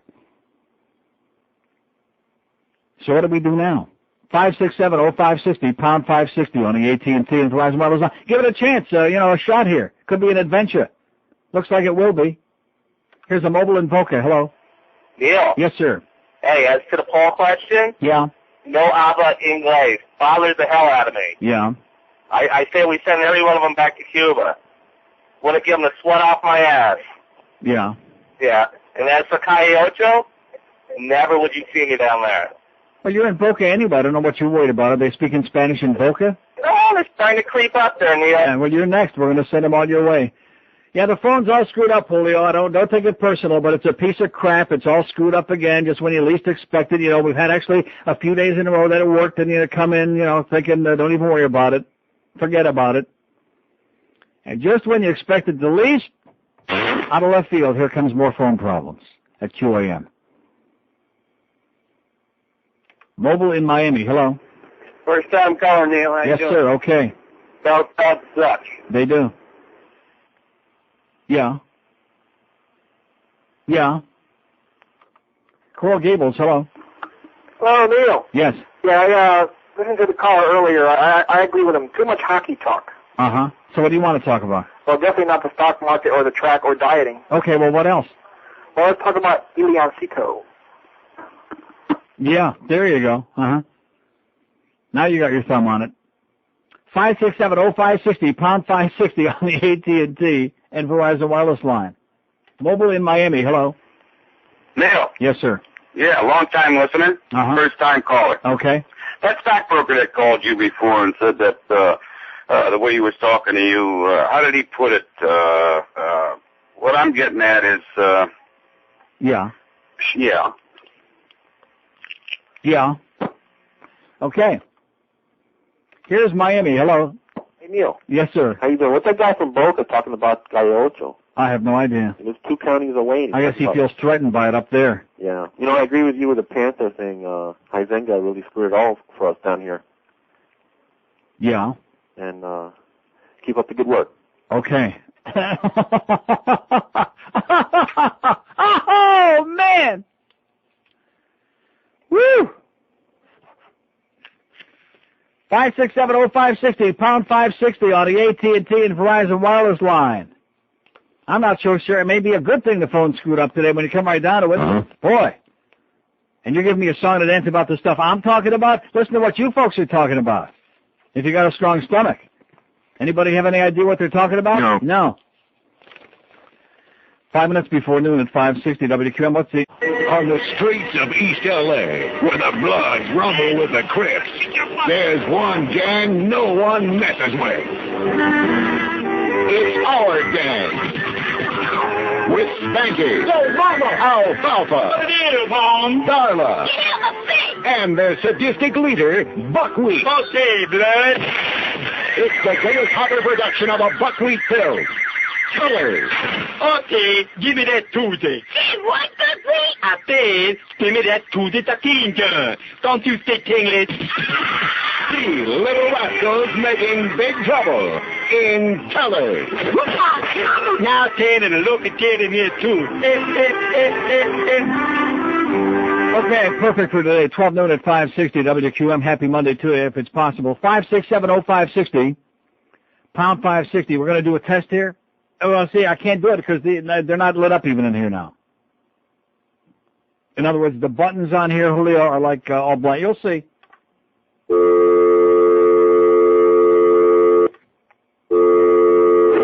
So you got them on in there, and they're not even on in here. This phone is out. There may be someone on line, too. WQAM. Yeah. Yes, sir. I'd like to talk to Neil. Speaking.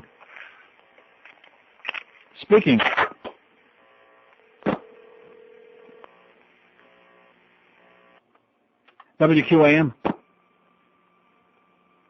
Now, wait a minute. You hear what's going on? These aren't just hang-ups. These people are being disconnected the minute that I put them on the air. Aren't you following this? Yeah, you hear that? Keep clicking it over there at Bell South. Keep clicking away at it, baby. The whole show is being sabotaged today, and I got people standing there like, oh, let's reboot it. They're being yanked. We're being yanked. WQAM. Neil, please. Speaking. No more hawker. WQAM. Michael. WQAM. WQAM. You played Dwayne Stomp? WQAM. Hey, Neil. Yes, sir. Man, you got a bunch of assholes for fucking listeners, man. Yeah. Listen, I like to talk. Is this Neil? Yes, it is. I'd like to talk about Amsterdam. I just got back and I wanted to get your opinion on something. Mm-hmm. This isn't Neil. Come on, man. It's not? No. Yes, it is. This is Neil Rogers. Last time I checked, looks just like me. All right. Yeah. What's your opinion on Minga's restaurant in downtown Amsterdam? Never heard of it. Minga? No. Very popular Indian restaurant. Let me say it again. First of all, I don't eat Indian food, so how the hell would I know about the Mingas? Never heard of it. No. Oh, okay. Well, in other words, we were interested. We were interested in moving there as a family. Uh-huh. What would you do? How do you go about doing that? You're interested in moving there as a family? Yeah, I'd like to move my family there. For what? I have a job opportunity. Yeah.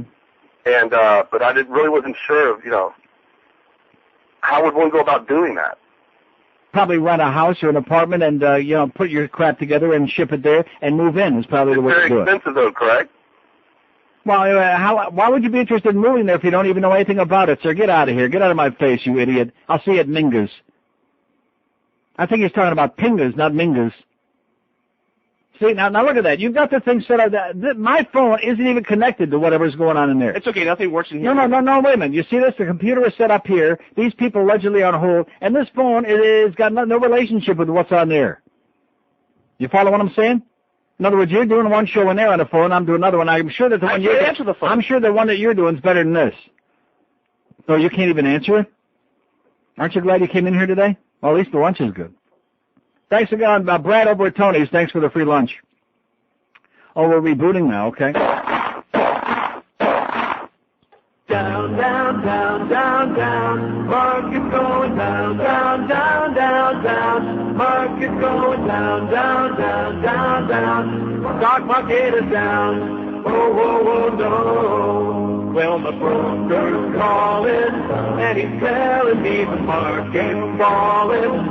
Now he's standing by his window calling. Come and jump with me. My stocks are fading, even though I've done some heavy trading. To hit the pavement, I'm anticipating. Come and jump with me. Market crashes, my life is flashing before my very eyes.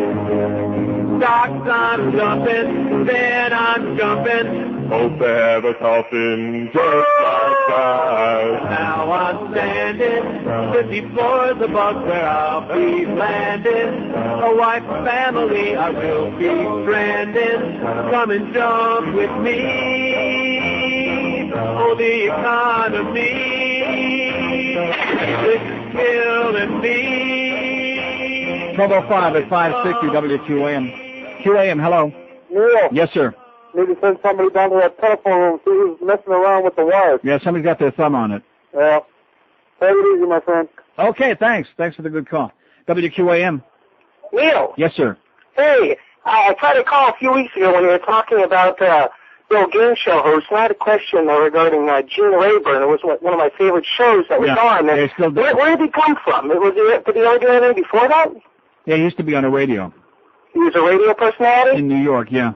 Okay, Charles Nelson Riley, Brett Sellers. My wife and I have the biggest argument. Wait a minute. What are you screaming about? I'm sorry. Charles Nelson Riley, Brett Sellers. God almighty, have you got that phone by your mouth or in your rectum? What the hell are you doing here? What is the world crazy? This is like an insanity here today. What is it? It's AT&T. What do you want me to say? No, but you're screaming over there. You're screaming. You're shrieking. What are you screaming about? I'm squeezing it. I'm so excited to talk to you. Yeah, I wish I could say the same. Now, what's the question? Charles Nelson Riley. What about him? Where did he come from? From from Tinkerbell Land. Who the hell knows where he came from? Go get a goddamn book, sir. Go to Borders and buy one of those books. Where did he come from? Bye Birdie. 567-0560, pound 560 on the AT&T and Verizon wireless lines. As a matter of fact, he was in Bye Birdie with Gene Rayburn. Just a little trivia for you there, sir. Go get a book. We're not doing trivia. Get Mike Spindell on the phone. WQAM. I'm gay. WQAM, congratulations. Yes, sir. Hey, what's up, Neil? How you doing? Good. Can I talk about eating ass? Yeah, call up Dwight Lauderdale. The Beast will give you his number. WQAM. Yes, I heard you talking recently about the old Golden Buddha restaurant You know, that was owned by my friend Kenny Wong. Kenny Wong? Kenny Wong, and the parking lot was big enough for a political convention, and the food came out steaming hot. Yeah. Uh-huh. I'm going to have my lunch now. I'm going to have a peach, a pear, an apple, a grape, and a cherry. Well, it sounds to me like fruit is right up your alley, right? WQAM? Neil? Yes, sir. Turn your radio off, sir. I already did. What's going on over there with the phone line? They're talking so loud on you people. You're crazy. Oh, my gosh. Jesus Christ. You're going screenless over here, huh? I'm not, because our phone is screwed up. What can I do for you, sir? Say something intelligent, please. Okay, listen, intelligent. The Nasdaq. Yeah. Everybody's ranting and raving about the Nasdaq. Uh-huh. Let me tell you something. There's been no opportunity like this since '87. Uh-huh. Okay, so if anybody's complaining about their stock being down, uh-huh, they should be buying even more right now. Convince them, please. Huh? I said convince them. Right. Yeah. Right. Okay. Yeah, he said buy with both hands. I've been telling him for weeks. Is it doing any good? No. We're just little peons. These stock, all these fluctuations, all these wild gyrations, they're not being controlled by little people like us. Believe you me when I tell you. We're just caught in the middle of a bunch of crap. 9 minutes after noon at 560 WQAM. Attention. Oh, God. WQAM is proud to bring you the WQAM School of Broadcasting. Yes, you too can have an illustrious career in the wonderful world of radio, if you follow our curriculum. The course is free. Of course, you'll work for free. Call 1-800-WANNABE and speak to our Director of Education, Mr. Lenny Martez. No, you want me a broadcaster. A what? A broadcaster. Yes. No, broadcasting. Broadcaster, Can you say news? News. News. No, it's not news, it's news. News. I'll take you on a tour. You need help. Here we have the Joe Rose Beginners Course. Wait. Repeat after me, man. Wait. Wait.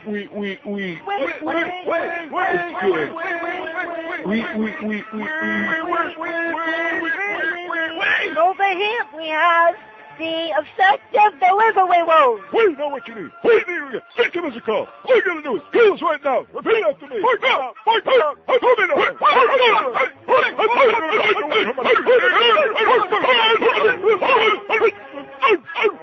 And over here we have the hate self-activism.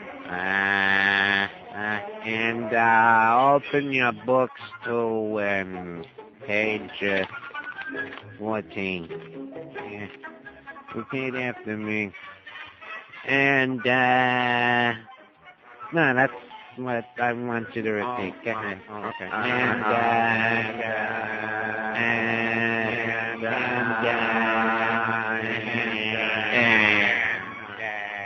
And over in this room is Josie 101. Yes, it's the wonderful world of radio. Radio, where you can hear your own voice. Let the WQAM School of Broadcasting provide you with the essential tools you'll need to make your web radio dreams come true. I mean, one come true. 1214 at 560 WQAM. Well, we just, can we get it right here? No, we just can't do it. WQAM. We didn't watch anyway. Don't really make a big difference. QAM. Yeah, hi. Is WTMI going to talk? Yeah. When? A week from Sukkot. WQAM. Hey, Neil, how are you? I've been better. Hey, my name's Johnny, and I was the guy in the boat show that George says that me and my brother were the only ones nice to him. You were the one in what? Me and my brother Danny, we went to the boat show. And George told you that yeah, right. Yeah, and George told you that we were the only nice people and all that group of assholes that were there. Yeah. And I just wanted to wish you a good day. Okay, have a nice day there, Johnny. Take care, man. Okay, bye-bye. Want to wish me a nice day? Wasn't that nice? Yeah, they're nice. Yeah, TMA's going to talk. They're going can talk. That's what I hear. So all the classical music people start calling up Bob Green and bitching his ass out, okay? They're dumping you folks, that classical music format. That's the rumor. That's what we're hearing. WQAM. Neil, I totally agree with all these callers regarding the Panthers and their their lack of interest for us fans. And What do you mean all these callers? I think I had 3 people talking about that. Okay, well, I had 75 people saying they don't want to hear about hockey. Screw them. The sad part is, Neil, is we had something here, and it's like all the other sports. And in response to your poll like a few weeks ago, it's like I'm at the point now, I'm 39 years old, and I really don't give a rat's ass whether any of them stay here or not. Right, I agree. And I'm losing my interest. I just don't care. They killed it. And I think one of your callers was the guy I used to split my tickets with, and he had great seats, but I just can't see forking out $150, 20 times a year.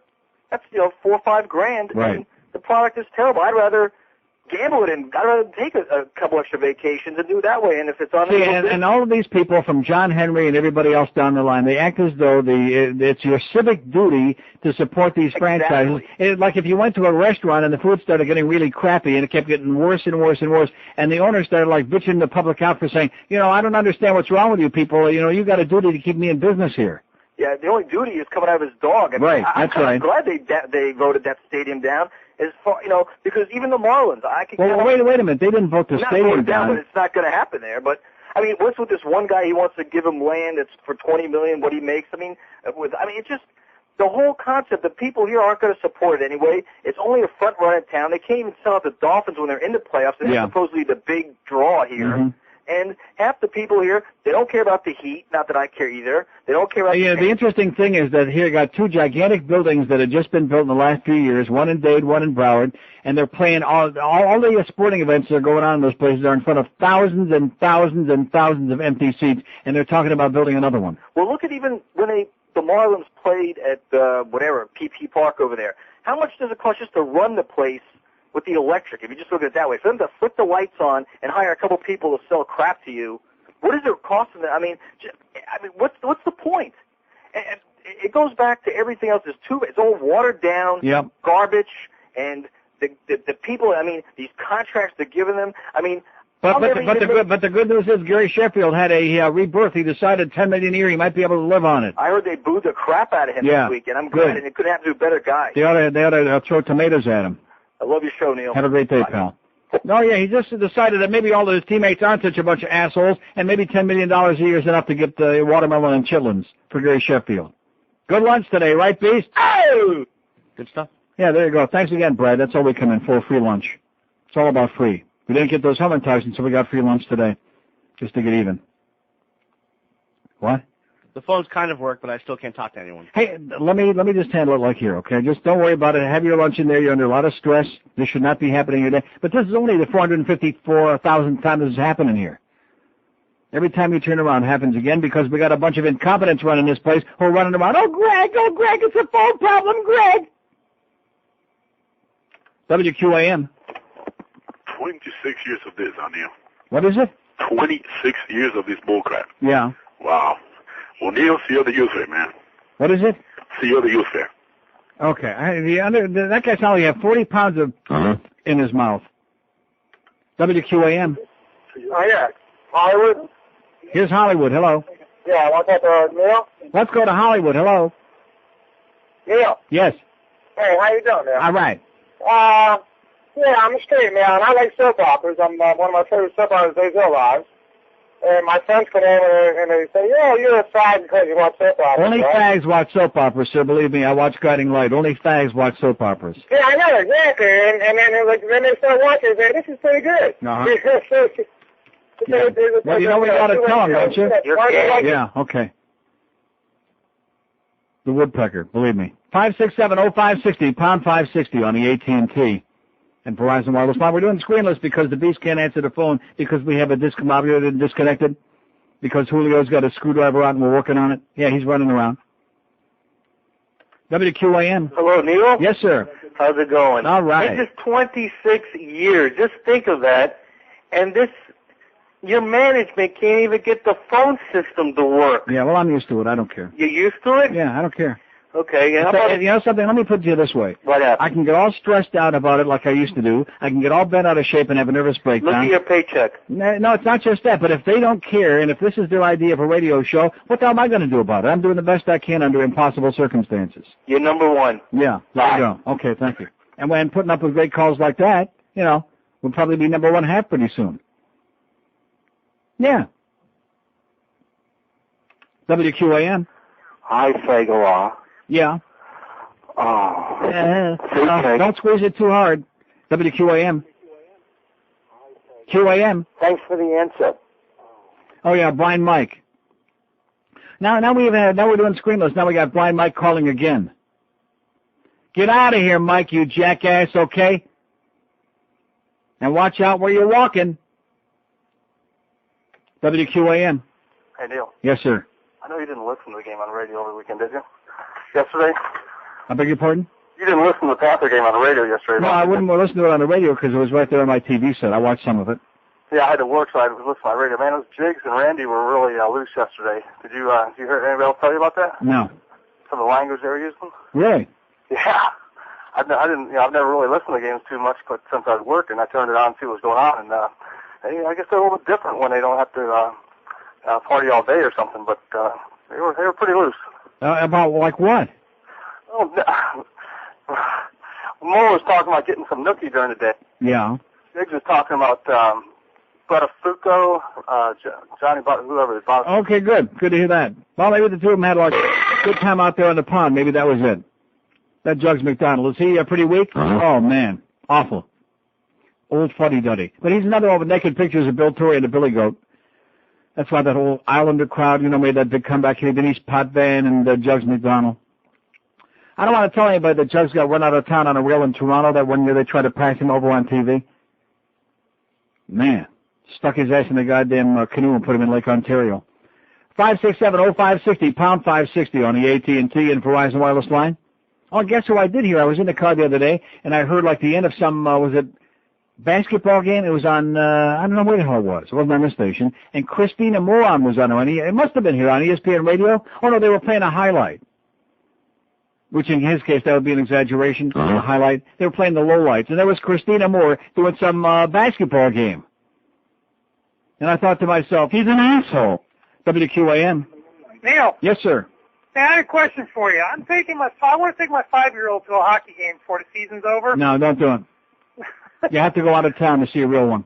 I know, but I can't afford to go out. I can't even afford to go to the regular games. But Yeah. I did want to take him to one. Go up to Orlando, see the Solar Bears. See who? Yeah, go ahead. Which one do you think would probably be the most exciting? Probably one you'd enjoy, sir. One with some teams that you'd be interested in. Yeah, I'm going to go out to a restaurant right now. I'm going to go out to a fast food restaurant. What do you think I should order? Huh? And what kind of voice do you think I should ask the guy when I go through the drive-thru? How should I speak to the guy? Huh? What kind of voice should I use to make sure I get nice, friendly service?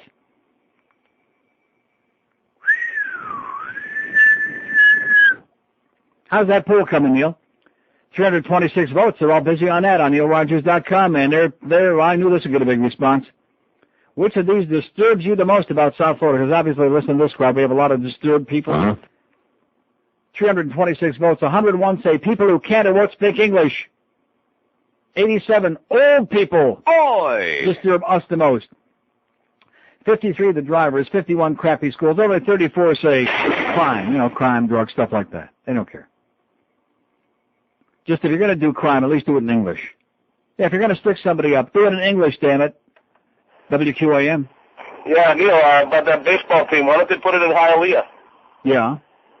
Maybe Raul Martinez can hook up with this guy and they can put it there in Hialeah somewhere. I don't think he wants it. No, he's too smart a politician. He's not going to, they don't want it. Who, Raul Martinez? Yeah, they don't want to compete with the cockfights.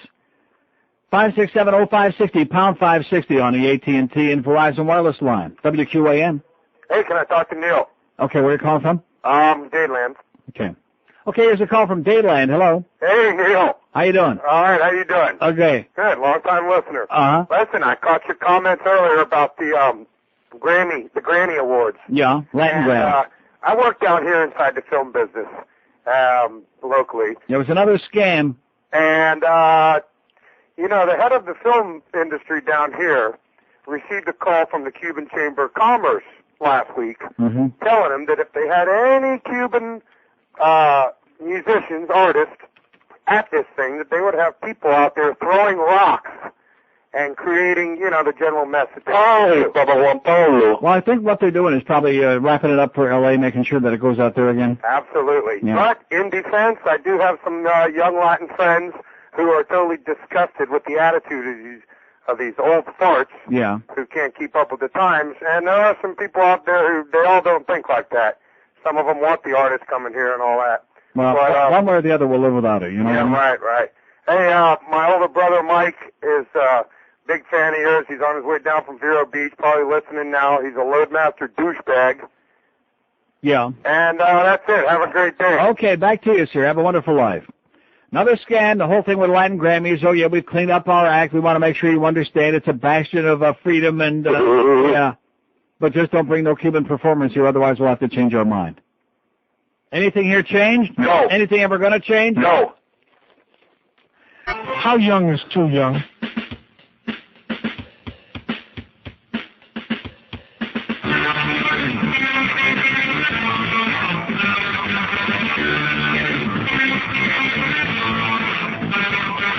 Here's a guy they have a bouncing Panther game. Who says the puck is moving but can't tell which way.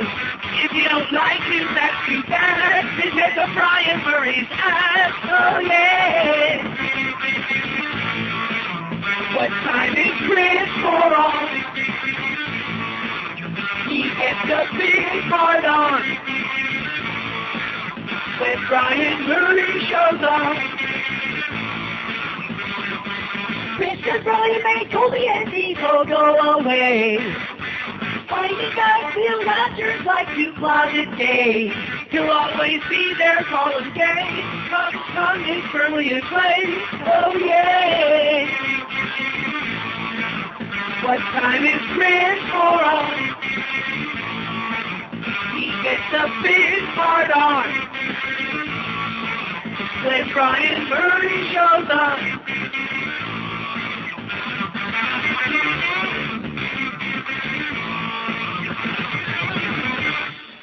Get off this instant. 1231 at 560 WQAM. Yeah, they're running around like a bunch of lunatics around here, just like usual. Uh-huh. Yeah. What are we going to do, Greg? It's a phone problem, Greg. 567. Oh, and you'll never believe this. Wait till I tell you. I almost forgot about it. Speaking about the crazy people in this building. I'm leaving here on Friday, and I'm going to my car. And, of course, who's usually standing down there at around 2 o'clock or else sitting down there puffing on a faggot is the water Nazi. Don't be messing with me. I'll go to Greg Reed. So anyway, of course, she and I do not speak. Do we speak? No. Kind of like me and Screw Ann. We don't speak, which is why we get along well. And I see she's holding something, and she's calling me. She had her little puppy in her arms there. Now, I thought this was the woman who was threatening to, like, squash puppies a couple of weeks ago. At least those are the stories that we were hearing. Yeah. That Greg was running around the building peddling those stories about how she was threatening to step on puppies if they didn't get him out of her office real fast. And she had this cute little puppy in her arms. So I went over and I looked at the puppy, and it was cute, and I gave it a little, scratch on the head and whatever. And, oh yeah, it's just the cutest little thing, yeah. Boy. So I'm not really sure whether that's a good sign. Maybe she's like mellowing a little bit. No? You don't think so? No. Or maybe she just figured it was like the size of a microwave, something like that. Did you see it? Oh, she was parading it around the whole building after she left. But I mean, she and I don't speak, and she went out of her way to like call me over so I could like we could make a big simus out of it. We don't even speak to each other. I mean, at all. So what does it mean? Yeah. Here's Fort Lauderdale. Hello. Yeah, I just wanted to thank Neil for helping out setting the public straight on the basic racetrack touts that are currently employed as stockbrokers. Very, very well put. Racetrack touts. They are. They're backstretch touts. And this concept of don't worry, don't time the market, just buy in. Can I just tell you something, Neil? In 1956, if you bought in at the wrong date, you got out in 1982 with the averages up approximately less than 2% a year for 26 years. Right. And then, Neil, if you got in 56 and you got out in 74, it was less than 1%. But if you picked the wrong day in December 1965 to buy in like these guys tell you, and you sold in August of 82, Neil, the Dow is 200 points lower 18 years later. No. So absolutely. That's not true. Neil, it's 100% true. That is absolutely wrong. The Dow is like over 10,000 points. 18 years ago, the Dow was at 10,000. In 65, it was 965, December 65, the high. And in August 82, it was a low of 776. There is no... The Dow is 10,000 and some now. What are you talking about? Neil, in December of 65, it was 965. In August of 82, not 92, 82. Or 02, it was 776. You're talking about relating those two dates, not now. Well, but the point being, if you're in your 50s now, Neil, why would you take a chance to throw your retirement money in the stock market? Sir, will you listen to me? I didn't want a chance. I wanted security. I didn't want high risk. And I got a guy who now has got me up to my ears $400,000 in debt on paper, and he keeps telling me, just sit tight, relax, don't even watch it. It'll come back. It always comes back. That's the only thing he can tell me because he's got me up to my bald spot in Tech Track. You're 100% right. And I have a cousin in New York who's 75 years old. He is clueless, this man.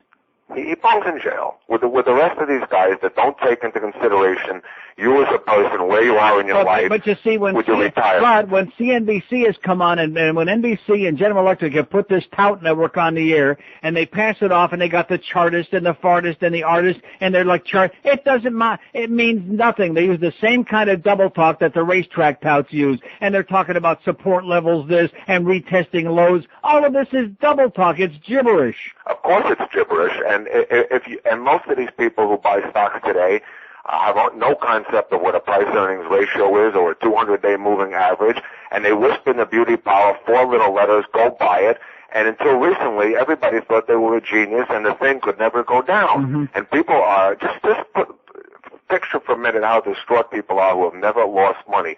I gamble, you gamble, we lose money occasionally, you're used to it, but you know something? You hate it. You can't stand losing a dime. Imagine somebody like my 75-year-old cousin who had breast cancer, whose retirement is set, and the financial planner tells her, oh, you're stupid. You're not getting enough money with your CDs. Take it and put it in the market. Oh. She hasn't, with breast cancer, 75, and she's set. Now, she hasn't slept at night. She's a wreck. Her health is deteriorating. And the broker, he tells her, just like your guy, don't worry about it. Wait. Be patient. What is she supposed to do? Wait till she's 127? And when she gets to be about 128, it'll come back. You got it, Neil. God bless you. Keep up the good work. Thanks. Yeah, he put it right on. He had his thumb on it. Racetrack touts. That's what all these stockbrokers are. You're a bunch of grave robbers. I mean, a lot of you making a lot of money, and that's fine. More power to you. But at least be honest about it. You're a bunch of grave robbers. A bunch of fakers. Snake oil salesmen. 5, 6, and I got one of the worst. I mean, I can't imagine anybody could be worse than my guy. Thanks a lot, Rimmer. Here's Sunrise. Hello. How you doing, Neil? Okay. Listen, I think I have an idea Yeah. why you haven't been able to make headway in 25 years with the people down here. It's just an idea. Okay. I think that what they really are is disguised, and they're really lizards. Uh-huh. You know how lizards lay on each other? Mhm. They're cold-blooded. And they lay on each other, but not because they care about each other, but they lay on each other because they can suck the heat out of each other. Uh-huh. I think that's really what What are you the saying, problem they suck? is. Yeah, Uh-huh. that's what I have. Okay, thank you. He said the people there suck. Oh! And he's right. Now maybe the guy that's going to bring the food on Friday. See, you picked the wrong day. You should have been there Friday for Steak and Shake. Oh, this was okay. This wasn't shabby, except for the ants in your salad. Oh, I'm sorry. Did you really have ants in your salad? Couple. Good protein. Maybe they misunderstood you when you ordered the anchovies. Maybe they thought you just wanted ants. Come on, Brad. We don't, we appreciate the free food, but ants in the salad for the beef. He gets ants in the salad. The phone system's all screwed up. He's got Julio doing somersaults in there behind him, having a nervous breakdown. Bluff and Clarence are in the doorway, sticking their heads in there like that. I apologize profusely that you had to get sucked into this. I mean, what would you rather do? Do this or that Sunday morning sports page with Stugatz? Stugatz, he's not a bad guy, Wiener. He's okay. Never stole a freight train. He's got a little gambling problem, but he's not a bad guy. He belongs on the air like I belong performing open heart surgery at Mount Sinai in about a half an hour. Okay? That's how much he belongs on the air, Stugatz. And the best part of the deal is our program director Get off this instant. loves him. Thinks he's great. Oh, man. Talk about a major suck job there. Here's Aventura. Hello. Tom Rogers can help you. Stop living a life of sin. WQAM. Neil, how you doing? Okay. Hey, what do you think the chances are of Bush giving that kid clemency? You mean Jeb Bush and a kid? He'll probably get it. You think so? See, first of all, I thought about that over the weekend. That kid doesn't belong in jail. He belongs in a mental institution. That kid is emotionally disturbed. His mother is the one that belongs in jail. I agree. Well, but and as a defense attorney. So you think Bush might just? Yes.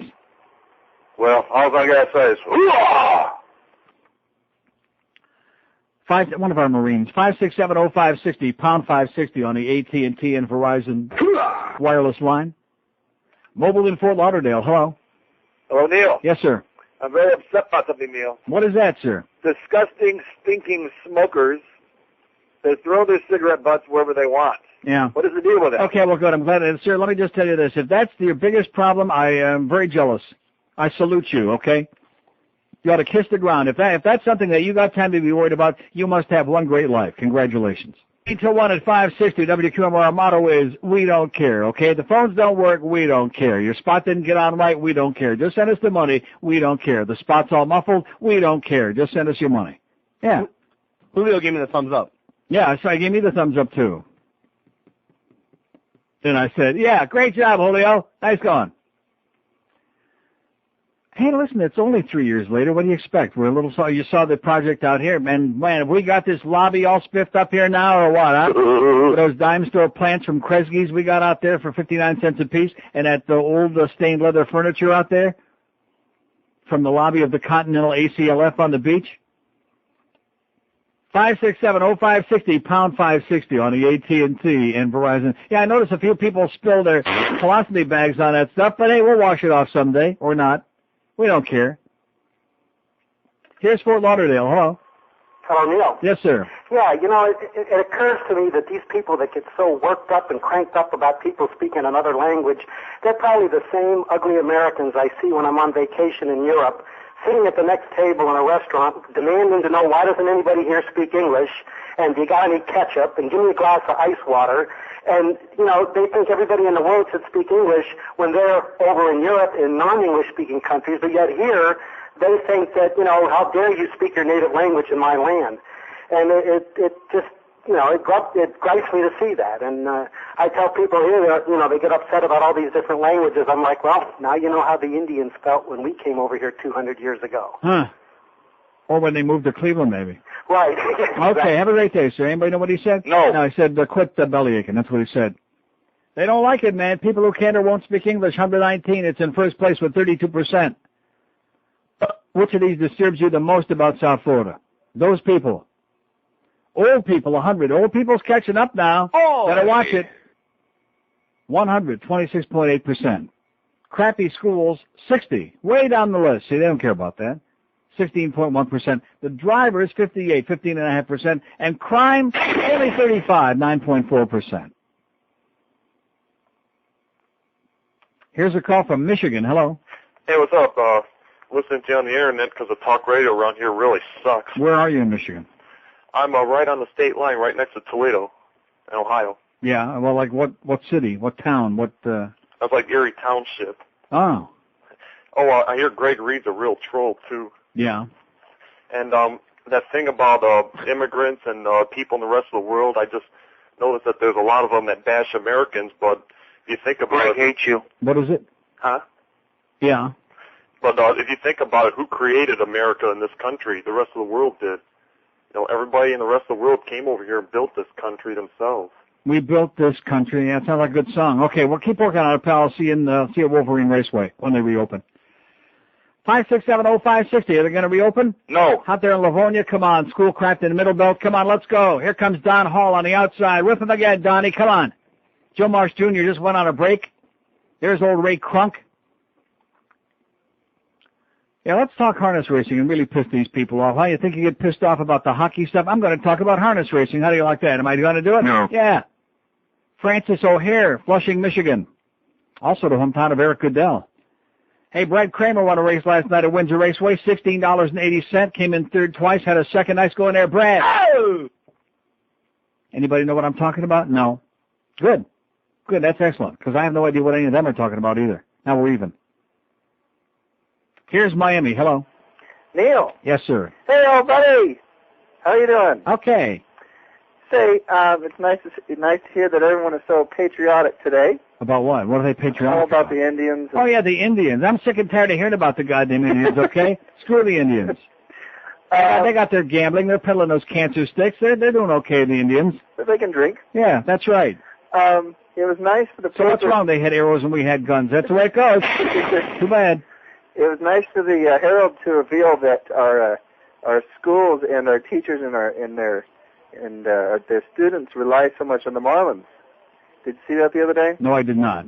I guess the... Oh, you mean the letter to the editor about... Right. That's another puff piece. John Henry keeps putting all these people. He put Ron Fraser up to it, and then that broad from the Daily Food Bread Bank, and then there's some other civic organizations. He's writing a letter about all the great things they do for the students. I mean, who are you kidding, John Henry? Man, talk about a schmear campaign. It's pathetic. Somebody's bucking for a promotion, Neil. Yeah. All right, thanks a lot. Okay. Have a good one. Maybe she wants to be one of the concessionaires at the new ballpark. Uh-huh. Yeah. Selling those weenies. 5670560. I do like that. I've told you before, the Carvel concession at PP Park. That's the only thing. And they got some other good stuff. But Carvel. And when you get like a hot fudge sundae, they put lots of maraschino cherries on it, if you ask. Just load it up with cherries. Here's Miami Beach. Hello. Yes, in reference to that call a little while ago about the cigarette butts, it was irritated about the cigarette butt. You should have told them to go to New Hampshire, where they're coming up with a new law where they're paying you a nickel a cigarette butt. Uh-huh. Did you see that? Well, that was in the paper the other day. But Well, I could have told them to go to New Hampshire, but I'd rather tell them... Go to hell. Yeah, that's a lot easier. That was a good idea. But also about these school shootings and these poor punk kids that don't know the difference between right and wrong. I think that there should be a mandatory viewing of at least once a year. Two great movies. One was a documentary of the original Scared Straight, and about 30-some years ago, a fellow by the name of Stanley Kubrick made a picture called Clockwork Orange. Now, sir, let me ask you something. Why are you talking to me like I'm some kind of a 5-year-old child? Like I don't know who Stanley Kubrick is or was, and I haven't seen the Clockwork Orange 50 times? Well, I know. My point is that... But why are you talking to me like I'm some kind of an infant? Like I don't know a fellow by the name of Stanley Kubrick? No, I know that. I just feel that do you agree that there should be mandatory viewing? That they don't show any of these type of pictures. Yeah, I mean, a lot of this generation has no idea who this. No, I think what they ought to do, I think maybe there's part of it that's true, is take the toothpicks and pry their goddamn eyelids open and make them watch Rosie O'Donnell for 4 or 5 days. That'll straighten them out. Now, what the hell is that bitch doing on the air? What is wrong with the women of this country? Man, they got the worst goddamn taste. The crap that you women watch between that fat, disgusting Oprah. I guess the women like fat, disgusting people, which I'm surprised they don't listen to this show. No, because Carney didn't make it. Who? Carney Wilson. Oh, yeah, Brian Wilson's daughter. She didn't make it? She was on the air for about a week. All right. Well, I understand she had to go back to bed with Daddy and that teddy bear. Keep him company. Oh, yeah, he's back in bed again. 5670560. Come on, let's play some Brian Wilson. What do you say? Here we go. You inspired me, Beats. Here we go. Yeah. The hell with these calls. They suck. Let's play some Brian Wilson, who's very demented now, which is a good lesson to all you kids. See, this is better than Scared Straight and Clockwork Orange. What's that one cut that's just enough to make you want to... Huh? Here we go. Spend too much time in bed with your teddy bear. This is what you'll sound like. Let it shine, oh, let it shine. Oh. I don't want Brian. You're the best, sweetheart. Get out of the covers again. How's Dennis doing? He's still underwater? Yeah, he's still... Yeah. He'll come up one of these days. You don't worry about it, Brian. Shadows fall, the ocean calls. Yeah. The night is still. Where I wanna be the sun. Oh. So there's a lesson for all you kids out there. Don't waste your life away lying in bed with a big goddamn teddy bear. Unless it's one that moves. 5670560, pound 560 on the AT&T and Verizon wireless line. Yeah, let's play some music today. What do you say? Oh! Let's go back to that music stuff. It beats the hell out of this. You people are out of material. 391 votes on that poll already. It's not even 1 o'clock. That's what they're busy. They don't have time to talk to me. They're whipped up into a frenzy about, because we asked some kind of a negative question here, like what's disturbing to you? What bothers you? What are you pissed off about? That's what they love here. They love negative. Ah, like that. Yeah. They love it. The hell's the matter with the Panthers, for crying out loud? They got a hell of a team out there. Go support them. I'm not going. You should live so long. I'll go to that Leafs game on Saturday, and that'll be it. Bye-bye, boys. Got 1 day till the deadline. 1 day. Anything happening there? No. Well, the only thing we do know is they'll get rid of Mike Sullinger because they don't want to pay him the money. Good, tough-nosed guy, wins a lot of face-offs, sticks a couple in the net every now and then. Good, useful player out there, Mike Sullinger, but they don't want to pay him the money. He'll be gone. Mark my words. By tomorrow at this time, he'll be going bye-bye. When are they having Peter Worrell tonight? Yeah, as a matter of fact, Peter Worrell is going to be, they're going to have a special night Friday because they figure they can't beat the Penguins with Mario anyway. So what we're going to do is Peter Worrell is going to play all 6 positions on Friday. He's going to play goal, he's going to be the center and the other 2 forwards, and play both defensive positions on Friday. The entire game against the Penguins. Yeah. And then he's going to beat the crap out of somebody. Darius Kasparaitis, it'll probably be him. They don't have Matt the Right anymore. It'll be, Kasparaitis. And the Big Schwarzer. 567-0560, pound 560 on the AT&T. See, they've been trying to peddle a whole bunch of crap to you guys for years. Oh, here's a hockey player. Do you believe us? Here's a Robbie. He's great. You believe us? Come on. Don't you believe us anymore? No. No, they don't believe you anymore. They're tired of it. Even Stanley C. Panther's getting pretty pissed off. Yeah, that's right. Even, notice his tail is starting to droop the last couple of months. He's not too happy. Here's Weston. Hello. Good afternoon. Yes, sir. Pines Ice Arena has high school hockey, and I yelled and screamed as much as I have at any professional hockey thing. And plus the fact, the nice part about it was 12-minute periods and 1 minute between periods. You go and watch 2 games, and you're out of there in half the time that would go to a professional game. Mm-hmm. Plus, you don't have a bunch of crap. And you were mentioning earlier, what about those blimps that drop the little... Yeah, what are those things? Well, here's a great story. A friend of mine... Those kids will practically kill you for one of those... That's exactly what I was going to say. A friend of mine sends his kids out there, and we're sitting in our seats, and just around the aisle here, it's right over our head, and it drops out. The 11-year-old runs maybe two steps down the aisle to get get this little piece of paper. He grabs it, and all of a sudden, a roving band of other kids are kicking him and punching him and grabbing at him and smacking him, and they're laughing at him. And he finally sticks his hand up and he says, "Take it, take it." It was a free Pepsi from Subway or something like that. Oh, great! So you go and you risk your life for a free drink. It's really. And then, but like you say, there are people there that are spending more time watching the remote control blimp go around the upper bowl. Oh, listen, I got to run, pal. Here's one of those hucksters from the Gambling Channel. Hey, Neil, it's a great buying opportunity. Come on, are you man enough to step in and put some money into the market now? Come on. Let me ask you, you're not on vacation this week because I've seen you. I'm actually here. You're working. Yeah.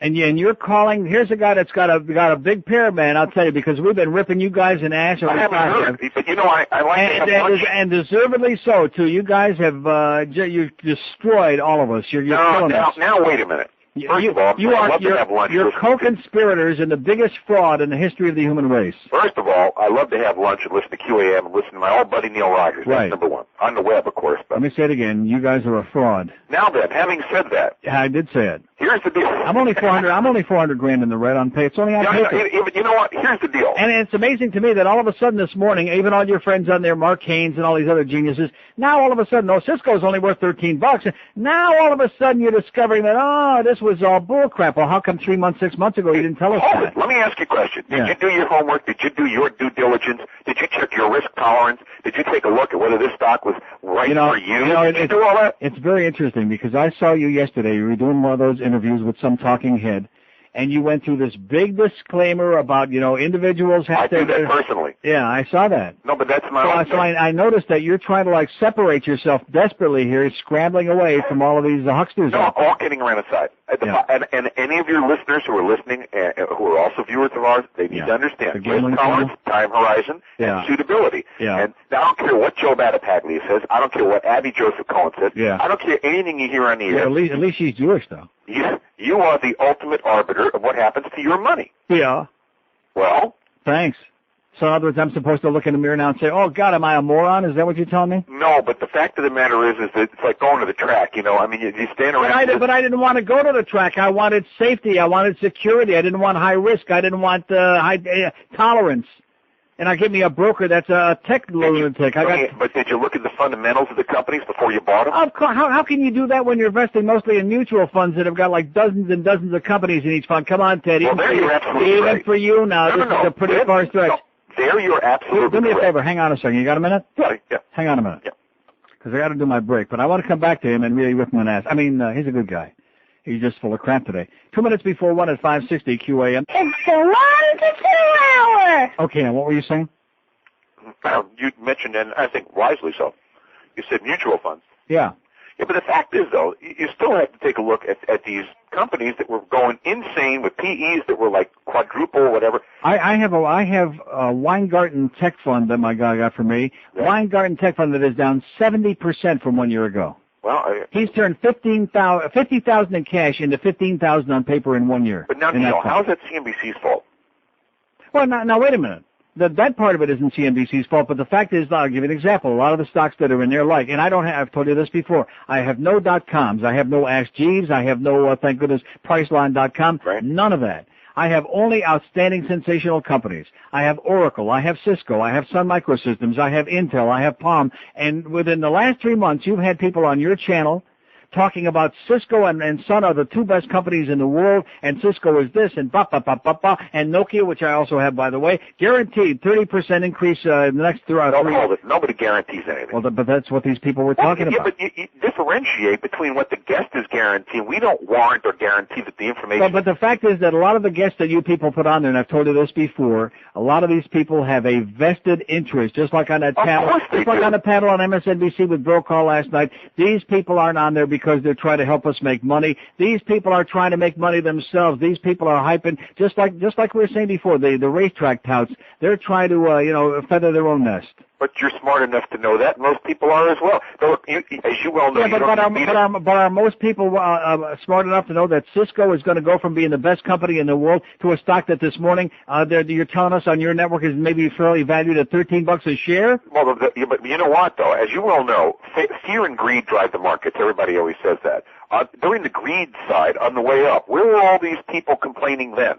When they were No, but wait a minute, that's the point. They weren't complaining, but you had the same people on there promoting that this was legitimate, and you people were the ones who helped to invent this. Wait, this whole psychology of the new economy. In other words, PEs don't mean anything. But that's nonsense. But that's what you were promoting. Yeah, except for one thing, though, and I got to tell you this, Neil. I've had these guys on where they talk about, quote-unquote, this euphemism, this nonsense, the new metrics. And the new metrics, which is means by which you measure the stock, doesn't include earnings. Baloney. Absolute nonsense. And I said that at the time. And we challenge these people, and I got to tell you something. Lord knows nobody knows the broadcasting business better or longer than you. But I don't know what kind of mail you get. We can't please anybody. If you put a bear on, if you put Bill Fleckenstein on, who's been a bear forever and probably... No, but you know something? This is the problem. The problem is that because people have become so involved and it's become a hobby, I don't have to tell you that. That's right. And like when the tech thing took off and all the day traders, I mean, your ratings went zooming through the roof. The guys were joking about that this morning. And now they're zooming through the roof because I'm sitting here watching it right now. We're all peeing in our pants, wondering if it's ever going to come back, we'll have any money left. But the fact is that the public, the average schmuck out there doesn't have the ability to do all the research you're talking about. And forget about the new guys with the new economy, even these old guys that you have on talking about support levels and talking about retesting the lows, all of these cliches. You know something? It's just a bunch of verbiage. It doesn't amount to a hill of beans. The fact is, though, I will retesting with the this lows. one point. Because your viewers, your listeners need to hear it. And another one I love is capitulation. When we have capitulation, when the market goes to zero. That's right. When everybody sells every piece of stock that they got in the world, then it means that. Well, they want a cathartic washout, if you will. Yeah. The fact of the matter is, all kidding around aside, you just said all the average schmuck out there doesn't understand this or whatever. Fine, but they do have to understand risk tolerance. If you walk into a racetrack, you got to know how much money you can afford to lose. If you walk into a poker game, if you walk into the racetrack or into a poker game, they call it gambling, Ted. You know that we've been through this before. Right. You people call this investing. To me, investing. Well, hang on for a minute. There's a difference between investing and trading, of course, and the difference there is time horizon. Yeah. trading, these people are making money on eighths and quarters. Well, wait a minute. How about the smart-ass line that Mark Haynes threw at the guy this morning about, who the guy that was trying to give a little blue sky there and talking about, well, years ago, if you would have just put the money into good companies and sat back and forgot about it, and Mark comes up with, how about Xerox and AT&T? You'd had bumpkins left, you'd have lost your ass. How about that? Well, look, Haynes is a tough cookie. No, but history show. But his point is correct, and I lost $20,000 in Xerox. When I was down there last time. History shows that over the long haul, the stock market outperforms every other mode of investment. Yeah. I'm not trying to sell that to you. I'm just stating a fact. Yeah, but let me ask you this: Wouldn't the average schmuck rather have a guaranteed 7% in the CD or 6 3/4 or whatever? Let me tell you something, my friend. I took a very substantial amount of money and put it into something called ING Direct. I got an FDIC insured CD. And I was able to lock it in at 7.5%. Mm-hmm. Well, I'm not losing any money on that, but I'll tell you what, a 401k took a GE now down 256 at 41.25. Well, I can't help it that you work for a second-rate company. I mean, why don't you work for a good company like I do, like Beasley, that's down for like 4 cents a share or something? Beasley broadcast. Yeah, there you go. But the fact of the matter is that everybody's getting hurt, and the best advice I hear, and I'm not giving advice, we don't give advice, that I hear from people is, don't do anything precipitous. Because there will be bounces back. Even if it's a so-called oversold bounce or a dead cat bounce or a technical bounce, that as you've been watching this market long enough, that will bounce back. I'm sick of my stomach over it. I want to puke from it. Well, and you use those opportunities to get out. You sell on strength. You don't sell at the bottom. Yeah. Well, you say use those opportunities. I bought Cisco at 47. I thought I was getting a hell of a deal. It's $19 a share now, or 18. Let me ask you a question. Do you believe in the company? Sure. Do you feel that fundamentally they've got a sound bunch of products and they're going to do well over the long haul? I spent all morning this morning giving it a bunch of crap about how their next year the projection is for. Who said that? Your people. No. What do you mean? What do you mean? Not just the talking heads. David Faber is repeating the same information. All your people and the talking heads. But it's being repeated with attribution. There's nobody on our staff here who is paid to be an analyst and to analyze these companies and then get on the air and tell people what to do. We don't do that. You only had the one guy, and I remember the little twerpy guy that was on there with Mark Haynes this morning talking about... Heimowitz, great guy. Right, Heimowitz, good Jewish boy. He's talking about the fact, just like you're saying, are they good companies? If so, then what are you worried about? Because if you're in it for the long haul or even just a few years, it's going to come back. But that's history tells us. Now, and that's when he got Xerox and AT&T thrown into his face. Well, is there some major shift in the way the markets operate at this point? I don't know. But if things continue in the future the way they have in the past, if history repeats itself, then that advice is sound. Mm-hmm. What can I tell you? Intellectualized Las Vegas. A very wise philosopher once used that term. I heard that on your air once. Intellectualized Las Vegas. And another very wise philosopher calls your channel the gambling channel. Well, I didn't hear that. Yeah, that's me. And if you would call it the gambling channel instead of pretending that we're investing here, then I would appreciate it a lot more. Then at least I know I was gambling. You're a big boy, Neil. And you'll be pleased to know I won $60 at the track on Saturday. Mazel tov. Congratulations. Okay, use it well. Okay, Maria, tell her to put on some makeup. People are talking. Hey, love your show. Take care. Okay, thanks, Ted. Bye-bye. Oh. Woo! Ted David from CNBC, good guy with 2 great first names. Anybody know what he just said? No. Hey, don't blame him. He's a good guy. And then you say he took a whole bunch of money and put in to guarantee the CDs at 7.5%? Now, you should be going on the air on your gambling channel and telling the audience that, too, that you took a substantial amount of your money and put it in the guaranteed CD and not in all these wild investments here. Not in all this schlock that you got people on there peddling. I'm expecting Ron Bash to come on there with one of those 800 numbers any second talking about, touting point spreads. That'll be next on the gambling channel. You know Ron Bash? Good. I'll give you his number. He's got a good bookie. 9 minutes after 1 at 560 WQAM. Water supplies throughout Florida are very low. Why? Rainfall since the summer of 2000 is an all-time low. Kind of like my investments, Remember that song by Rick Nelson, My Bucket's Got a Hole in It? My portfolio's got a hole in it. I keep pouring more money into it, and it doesn't go anywhere. It stays the same. Some help. Hey, if you got a mint, sure. Here you go. What the fuck? This mint tastes like shit. Yeah, I had it in my ass. You put the mint in your... You motherfucker. f***ing son of a... Ashman. My name is Tim. One day I got sick of people asking me for mints and gum, freeloaders, so I started putting them in my actual ass. Some laughed, others beat the shit out of me. Whatever. Now you can get my ass mints wherever minty things from the anus are sold. Ashman. 113 at 560 WQAM. Our good friend Sal Falcone just stopped by with lots of that great Soleil water. Thank you, sir. Happy pour him. 5670560 pounds. So Ted David was on there. What did Ted say, huh? Hoorah! Yeah, something like that. I mean, he's a good guy, but now he's getting very defensive now and very protective, of course, because, that's his job.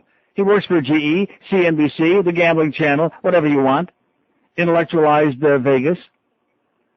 And he's trying to turn the tables a little bit. And now look at that. Since our conversation, the Nasdaq's coming back a little bit. It's only down 66, see? I think we can get that sucker back over 2,000 by the end of the day. Oh! That's right. Between him and Kurt Thomas. That's right. Kurt Thomas, I think. Now, I'm glad you didn't forget about that. Because he'd be saying, I should have congratulated Mark Haynes on that stellar interview with Kurt Thomas of the Knicks. My favorite part is when he said, yeah, like that. Yeah, that was good. Yeah, but some of the students are like illiterate. Yeah. Yeah, you tell him, Kurt, baby. Here's Pembroke Pines. Hello. Is it me? It sounds like you. Okay. Got it all planned out there. He's got it all, queued up, screwed up. So he got his boyfriend's finger in his rectum, and then he's on there for like a half a second. Here's a mobile in Pompano. Hello. Yeah, Neil. Yes, sir. The phones are all screwed. You've picked me up twice and then put me back on hold. Really? Who's working the board? The Beast. The Beast. The Beast. Neil, I was the wondering Wildebeest. You're talking about all the gambling that you do. And you know what this is? No wonder he put you back. It's goddamn river. Get a life already. Well, you're not even funny anymore. You're not amusing. You're not interesting. It's the fake Reverend Jones again with the... You're gay. Yeah, that guy. Every day now we get this guy. Go get a life. You're terminal. Mobile in Miami. Hello. Okay. We got him today, baby. Here's Boca. Hello. Neil. Yes, sir. You know how these all the brokerage houses make these 12-month projections of what they think the stock's going to be? Yeah. If Mr. David was a real media, if they were really the media at CNBC, they would go back 12 months, see what all these jokers said the stocks were going to be worth 12 months from now. They've been doing that this week. They've been showing the projections from a year ago, and they've been replaying some of the tapes and embarrassing some of these people, and then they bring them on again, and now they rationalize, and they got another story. They always have a story. Well, I want to see that in writing somewhere. I need to see it. I need to find these guys. I'm going to start crank calling them. Thanks, sir. Okay. 5670560, pound 560 on the AT&T and Verizon wireless line. Mobile in Delray Beach. Hello. Hey, Neil. Yes, sir. Glad that you put it to Ted David, but with all due respect, I kind of think Maria's good luck, and I would stick it to Sir, I want to say something to you, okay, with all due respect. I know a very good ophthalmologist in Tamarack. He doesn't charge too much, and you need immediately help. I have a great eye for male, female, for human beauty, and Maria Bartiromo is one of the smarmiest-looking little bitches I have ever seen in my life. Yeah, I give it to Mary Doggy however she wanted it. And this morning had no makeup on to boot, so the bags in her eyes were like extra heavy duty. So if that's your idea, then you ought to be having a good time, sir, because there's lots of ugly people out there just like Maria. God. How many times have I said that before? Talk about desperate. They could have been anything with a skirt on there, like even a guy, I'd have to think that she's really hot. And these guys that call in the afternoon when they take the phone calls, oh, Maria, you look so lovely today. Yeah, compared to what? Compared to, I got my dog left in the backyard. She don't look too bad. Not great, but not too bad compared to that. Get a life, man. Get a blow-up doll. At least on the blow-up doll, they don't have the bags in the eyes. Here's Miami. Hello. Neil. Yes, sir. Hey, I was wondering if you could clear something up for me. I live, down in Kendall. I live 4 blocks away from OJ. Yeah. Anyway, there's this church, right down the street from me. And, every week they have, a different message on their message board out front. And the message this week says, do you know how to make God laugh? Tell him your future plans. Mm-hmm. And I'm not sure exactly what that means, and I was wondering if I could get some specifics. I know how to make God laugh. All OJ's got to do is drive up in front and say to the sign, Kill Nicole. And he'll laugh like hell. Good luck to you, sir. 5670560, pound 560 on the AT&T and Verizon wireless line. Fort Lauderdale, hello. Good afternoon, Neil. Yes, sir. Ted David, it's funny to listen to those guys and have them back up their hedges. Like, they make these predictions, and then they got to back them up because that's their job. Mm-hmm. And it just sounds, when they fall flat in their face, they can only still project the future and project in their hedges, and it just sounds so like they have to back themselves up because that's their job and that's what they have to do, and it sounds so ridiculous sometimes. Well, I like Ted. He's a good guy, and he does a great job on the air, but he's defending the indefensible, and the fact is that over the past year, CNBC is just as responsible for the touts they have on because they've been using the same terminology, new economy, old economy, and they've been promoting the same kind of mindset that has created this whole bubble now that they're decrying, and now they're starting to like they never had any party to it. Like, oh well, now they're only they just had David Faber on there a couple of minutes ago talking about the plight of Cisco, and they've never had to face this before, and their earnings are going to be flat for the next year, and yada yada yada. And they have this big challenge. 3 months ago, they're on there telling us it's the best company in the world, and you must own it. Where has the money gone that everyone's losing? In the thin air. Well, that can't happen though, because an electric. It's all done electronically, but it's got to go somewhere. It doesn't just disappear. That money's got to be somewhere. Where is it? There wasn't any. You don't understand. It was funny money. It didn't exist. Oh, I see what you're saying. Because whatever investment that's why they call it a bubble. Got it. There was no such money. It was just It was phantom. just on paper, like they say. Right. It's electronic money. Just like my losses, though. The only difference being that my money once upon a time was real. Now it's on paper. I got it. I'm also a season ticket holder of the Panthers. I'm turning in my tickets at the end of the season. All this, trying to pander to us and have all these appreciation days and all that crap, it's all bull crap. Okay, have a great day. Bye.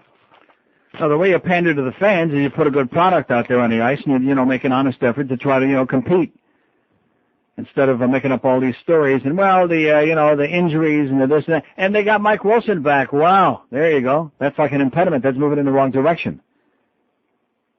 Great big physical Mike Wilson. Oh, I'm sorry, great big Mike Wilson. I forgot about that physical part. Well, he wasn't physical in Buffalo. They hated him there. Is he physical here? No. Is he ever going to be? No. Bad trade. And, of course, now they can say, well, the Murrays are gone. They got fired. Uh-huh. How about old Bowtie? Whoever the new owner is, boy, that's got to be the first one to go is old Bowtie. Here's Miami Beach. Hello. Islander fans would pay for the trip. He can elope with Mike Milbury. Yes, sir. Neil. Yes. Hey, how Channel 7 has like 15 to 20 on-air personalities, or I don't know how many they have. It seems like they have a lot. Yeah. Any idea, the lowest paid 10 of them? What kind of price range is that in a salary? Any idea? What kind of price range is that in? How much money do they make a year? Like the ones that you see on there once in a while, not very often. $8. Yeah. Yes. No idea? No, I haven't got any idea. What difference does it make? Well, because just curious, a friend of mine were wondering, he said they made $150,000 a year. Well, who's the they he's talking about? Who he be talking about? You mean like Craig Steele? Like those on here, the weather girl. Like Bilkey's Naray or somebody like that. Spilkey's Naray? Yeah. How much would you pay Spilkey's Naray? $8. Yeah, that's about it. For maybe a little head. 5670560, pound 560 on the AT&T. And how about the one with the cat eyes? What the hell's your name? Marilyn Mitzel with the cat eyes. Boy, they got some of the strangest looking people on that channel. Have any straight guys working there? No. 5670560, pound 560 on the AT&T. And, of course, Rick Sanchez works there. I forgot about him. Like I said, any straight guys? No. Here's Boca. Hello. Neil? Yes, sir. Oh, I'm sorry. Don't be sorry. Just to let you know, I'm in the business for about 20 years. What business is that? The investment business. Oh, I'm so sorry. Hey, just to let you know, I wish I could have talked to that guy, Ted, because they paraded more losers, schmendricks. Right. I don't want to bore you, but... Go ahead. Ever hear of a guy called Joe Granville? Sure. Okay. They had him on in the early 80s, and he was saying that the bear market was coming and the market was going down. He was wrong for 10 years. They schlepped him out. They had a guy named Michael Metz from Oppenheimer in the early 1990s Mhm. that said sell. He was wrong. Yeah. They had Elaine Garzarelli on. They had this little pipsqueak on. Remember that guy Jimmy Rogers with the Sure. tie? Absolutely. Buy gold. Where is he now? Yeah. But the one thing that I wish you would have talked to them about, $50. why don't they ever take these guys to task? They've lost millions of dollars for people. Yeah. I just don't. I mean, the best thing you can do is Well, turn that off. when Ted starts by saying, have you done your due diligence and all that? I mean, if I'm going to do my due diligence, What do you need me for? No, that's right. What do I need all these experts for? What do I need Mitch Hirsch for? What do I need Abby Joseph Schwartz, Cohen Goldstein for? What the hell do we need all of these people if we're supposed? The average person doesn't even know how to do due diligence, much less has the ability to do it. You know what it's about? It's about cover your tokus, my friend. Right, that's right. And that's what Ted is trying to do now, which I feel bad about that, because he's a good guy, but You he's know what's trying... amazing? When I heard him say he has his money in 7.5% CDs. Yeah. Isn't that something, huh? But go out and plunge in JDS Uniphase. Oh, my God. Hey, happy for him. And good luck to us. Goodbye. Buy a Nokia phone, please. 2 of them. 5670560, pound 560 on the AT&T and Verizon wireless line. I mean, what are any of these people going to tell you now anyway, any of these broker types like that guy that called earlier in the show? Just like my guy. Oh, yeah, well, you can't do anything now. You got to sit tight, it'll come back. And then, of course, they're hoping like hell it'll come back. If it doesn't come back, they'll say, well, it's never happened before. It's my worst year in history, blah, blah, blah. Yeah, great. Terrific. I'm real happy for you. In the meantime, where's my $400,000? You schmuck. You piece of crap. You phony baloney. You high flyer. See, when I went with Mitch Hirsch, what he wanted to do, and this doesn't surprise a lot of people, he wanted to put on a big dog and pony show for me. Then I'd come on here, hey, look at all the money this guy made. He's the greatest. That's what he envisioned. See? Going to go on with Neil Rogers, and he was told ahead of time, he was told if you lose this guy some money, he's going to rip you an ass on the air, and I have every day for the last year. And deservedly so. But I didn't want a dog and pony show. I didn't want high flyers. I didn't want somebody to go out there and earn me 20 and 30 and 40%. I wanted conservative. I wanted somebody who was going to guard my money like they were guarding their life. That's what I wanted. Somebody with some wisdom, somebody with some knowledge, somebody who knew something. And then, of course, I should have looked in the mirror and said to myself, yeah, but who turned me on to this guy? Jeff Rimmer. Oh! The same guy whose brother-in-law had a dream that an Arab sheik bought 50 trillion shares of Xerox. And well, actually, he bought one share. He made the other shares on the copying machine, a Xerox copier.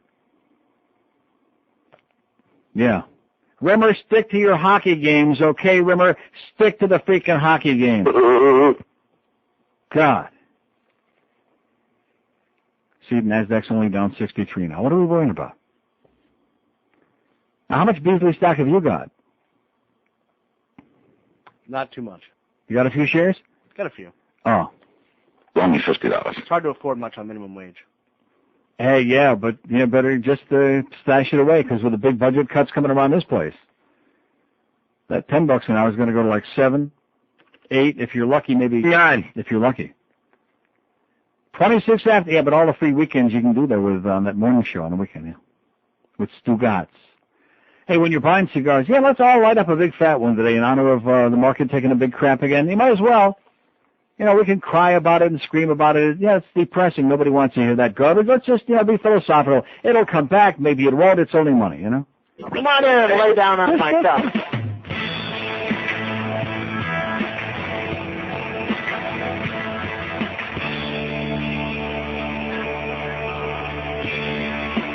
Soon 'twill be St. Patrick's Day, and I will drink more than I weigh.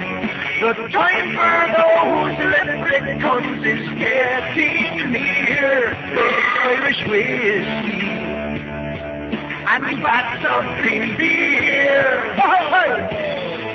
It's a high holiday for the Irish, my friend. St. Patrick's Day, I'll be drunk again. And when that day comes, I wish it would not end. 'Cause on St. Patrick's Day, I'll be drunk again. On St. Patrick's Day, I'll be drunk again. Yeah, on St. Patrick's Day, I'll be drunk again. Pints, drink, and everybody drink, and everybody drink. I hate the Irish. 131 at 560, Kim. See, it tells you a lot about people based on the holidays and what they do. You know, the Irish, they're always drunk. That's where that expression came from, drunken Irishmen. The Jews, we eat. Every Jewish holiday has to do with eating special stuff, except Yom Kippur, which has to do with not eating. Yeah, but you eat before and after. Right. But, I mean, even the basic premise of not eating has something to do with eating. So that's where, you know, fat Jews, that's where we came from, as opposed to, like, drunken Irishmen. 567-0560, pound 560 on the 8, and Fabrice and Graham. I forgot about them. Here's a mobile in Miramar. Hello. Hey, Neil, I just wanted to know, do you give a receipt? Yeah. Better to receive, okay, pal? You want to know. Rectum. Yeah. Here's Coral Springs. Hello. Yeah, hi, Neil. Yes, sir. Ted David was right in one thing in terms of look at the history of the market. If you were invested in 1929, it took 3 years for the market to reach its low, and then it took until about 1959 to come back to the level it was in. Well, isn't that great? That's only 20 years. Well, some of us don't have 20 years. Exactly my point. When they say buy and hold, what's your horizon? Yeah. They just don't tell you what you should be holding. Yeah. Well, in 1929, RCA was a great company, and everybody was buying RCA like it was Cisco. And it wasn't until 1961 that RCA, when color TV came out, got to reclaim its market value. Well, that's great. That's only 32 years. Like I said, I don't have 32 years. That's my point. Take care, Neil. Okay, good luck to us. Buy and hold. Okay, yeah. Buy it and hold it. 567-0560, pound 560. The bottom line is this. This is the one true thing you'll hear. There isn't any of these people that's got the foggiest idea what they're talking about. Not a single one. None of them. And, of course, just like racetrack touts or these gambling touts, they come on there, and it's part of their job. It's got to be part of their act. They have to sound very authoritative, and they have to have a lot of them have the charts there, and they're showing you all the graphs, and here's the support levels. And they're like, just like this morning. Key support level. Based on what? Based on what? And then I still love that one. We have to retest the lows. Why? Why? Haven't we already been low enough? Like 8 million times? Oh, we got to retest the lows, and there's no rationale to this. No rationale whatsoever. But anyway, have a good time. 567-0560, pound 560 on the AT&T and Verizon wireless line. Here's a mobile in Pembroke Pines. Hello. Neil, happy belated Purim. Thanks. Same to you. Neil, I'll tell you this. I'm an investment advisor. I freely admit I don't have a damn clue of what I'm doing. There you go. Now, having said that, see, here's the problem that I always see. Is number one is, you know, if you have a 20% upside, grab the profit, and 8% loss, get rid of it. You can never get hurt that badly. But what happens is these guys always tell you to sit, and you'll wait, don't worry, it'll come back. That's outside of a plan that you should have. You should have a stop loss. You take your loss like a big boy, and you walk. You take your profit, and you walk like a big boy. Well, what profit? What profit? Well, I'm saying, look, what's bad? What's worse, taking an 8% loss, taking a 20% loss? So, in other words, you're suggesting I ought to take with losses, $400,000 loss I've got now? Well, I don't know what your position is. All I'm saying is if you have... My position is prone at this point. If you have a system that said, look, I will take no more than 8% loss, and I'm out of that stock. Yeah. You take your bumps and you go. Okay, now you may be sitting with a 20 or 30% loss, and now you got to have a huge upside swing to make the money back to go even on the damn thing. That's correct. So, you know, I mean, this is the problem with most of those guys. And just remember one thing. Brokers get paid whether you're buying it, you're selling, they don't give a crap. That's what I've said. That's exactly what I'm saying in the program today. They don't care. I mean, they do care to the extent that they would like to make you some money so they can use you as a reference and tout and say, hey, look at all the money I made, especially somebody like me who's on the radio with a big mouth, you know.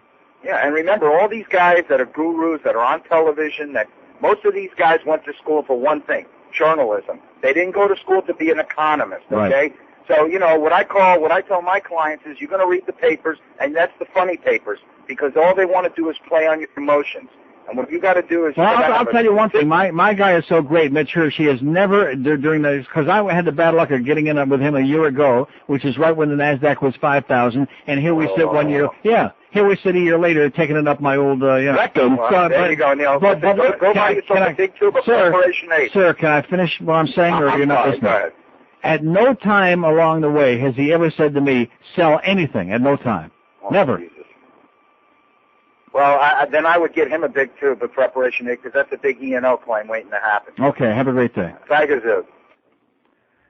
5670560, pound 560 on the AT&T and Verizon wireless line. Here's the mobile in Boca. Hello. Neil. Yes, sir. How are you? Okay. You hit the nail right on the head. Have you noticed what upsets the Wall Street guys the most, the brokers, is when you call it gambling. They cannot stand it when you mention that's exactly what it is. You know, it's so clear. In other words, an investment is something that you sign a piece of paper and it says what you're going to make. Has a broker ever, put in writing what you're going to make in the market? No, of course not. Never. I mean, it's so obvious. If you went to and got a CD and the banker said, well, in the last 20 years you'll have made 7% Well, a year. not only that, but this business about doing due diligence, and then when I hit Ted with that business about mutual funds, how do you do due diligence, even if your broker sends you a list, which they will if you want them to, of all the stocks that are in the mutual fund? How do you do diligence on 100 stocks or 50 different stocks? You can't. And just because it's made money the last 20 years, or I don't care if it's made money the last 100 years, if you can't guarantee it's going to make money this year, then it's gambling. Right. It's as simple as that. Okay, Neil, that's it. Good luck to us. See you at the track. 5670560, pound 560 on the AT&T and Verizon wireless line. Hey, listen, at least we're losing together, because right? Doesn't that make it feel a lot better? No. This is 560 QAM. Hey, enough with the Panthers already. When the hell does the baseball season begin anyway, huh? Good morning.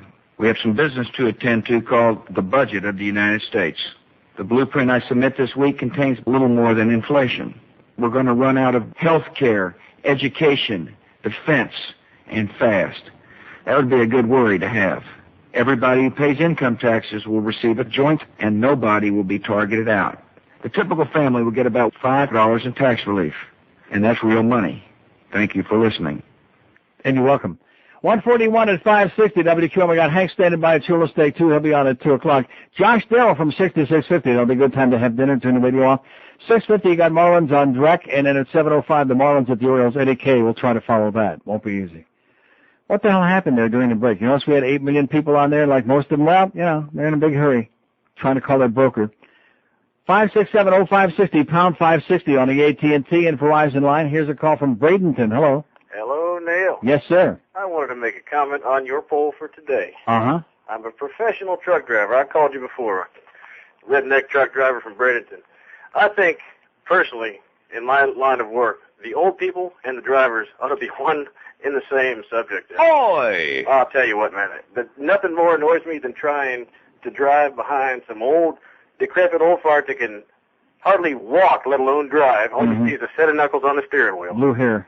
I'm telling you, that's a major pain in the butt for a driver. Yep. I do care about the schools. Mine are too young to be in school yet, but my vote for today was for the old people. The old drivers. Yes. Okay, pal. Hey, take it easy. Good luck to you. You'll need it. Bye-bye now. Okay. 5670560, pound 560. How's that poll coming? A lot of votes, man. 475, which means there's lots and lots of bogus votes. I mean, that's ridiculous. 475. Which of these disturbs you the most about South Florida? Well, maybe it's not the bogus because, that top category, that's the one that gets all these people hysterical. People who can't or won't speak English, 154. Old people, 132. Boy! Crappy school, 73. The driver, 72. Crime, only 44. Now, we don't care about crime. We don't have any crime down here. A few shootings, stuff like that. But it's those people that won't speak English. I'm telling you, man, the people here are psychotic over that. They're pissed off and fired up. They're foaming at the mouth about it. Even that guy up there in Boca is psychotic. Here's Cooper City. Hello. Hi, Neil. Yes, sir. I've been listening to you for 25 years, not continuously, but almost. On and off. Yeah, and I have a little observation. It isn't going to help you, but I think the thing that really pisses me off about this whole stock buying deal is that you can train a computer to tell you when to buy a good stock.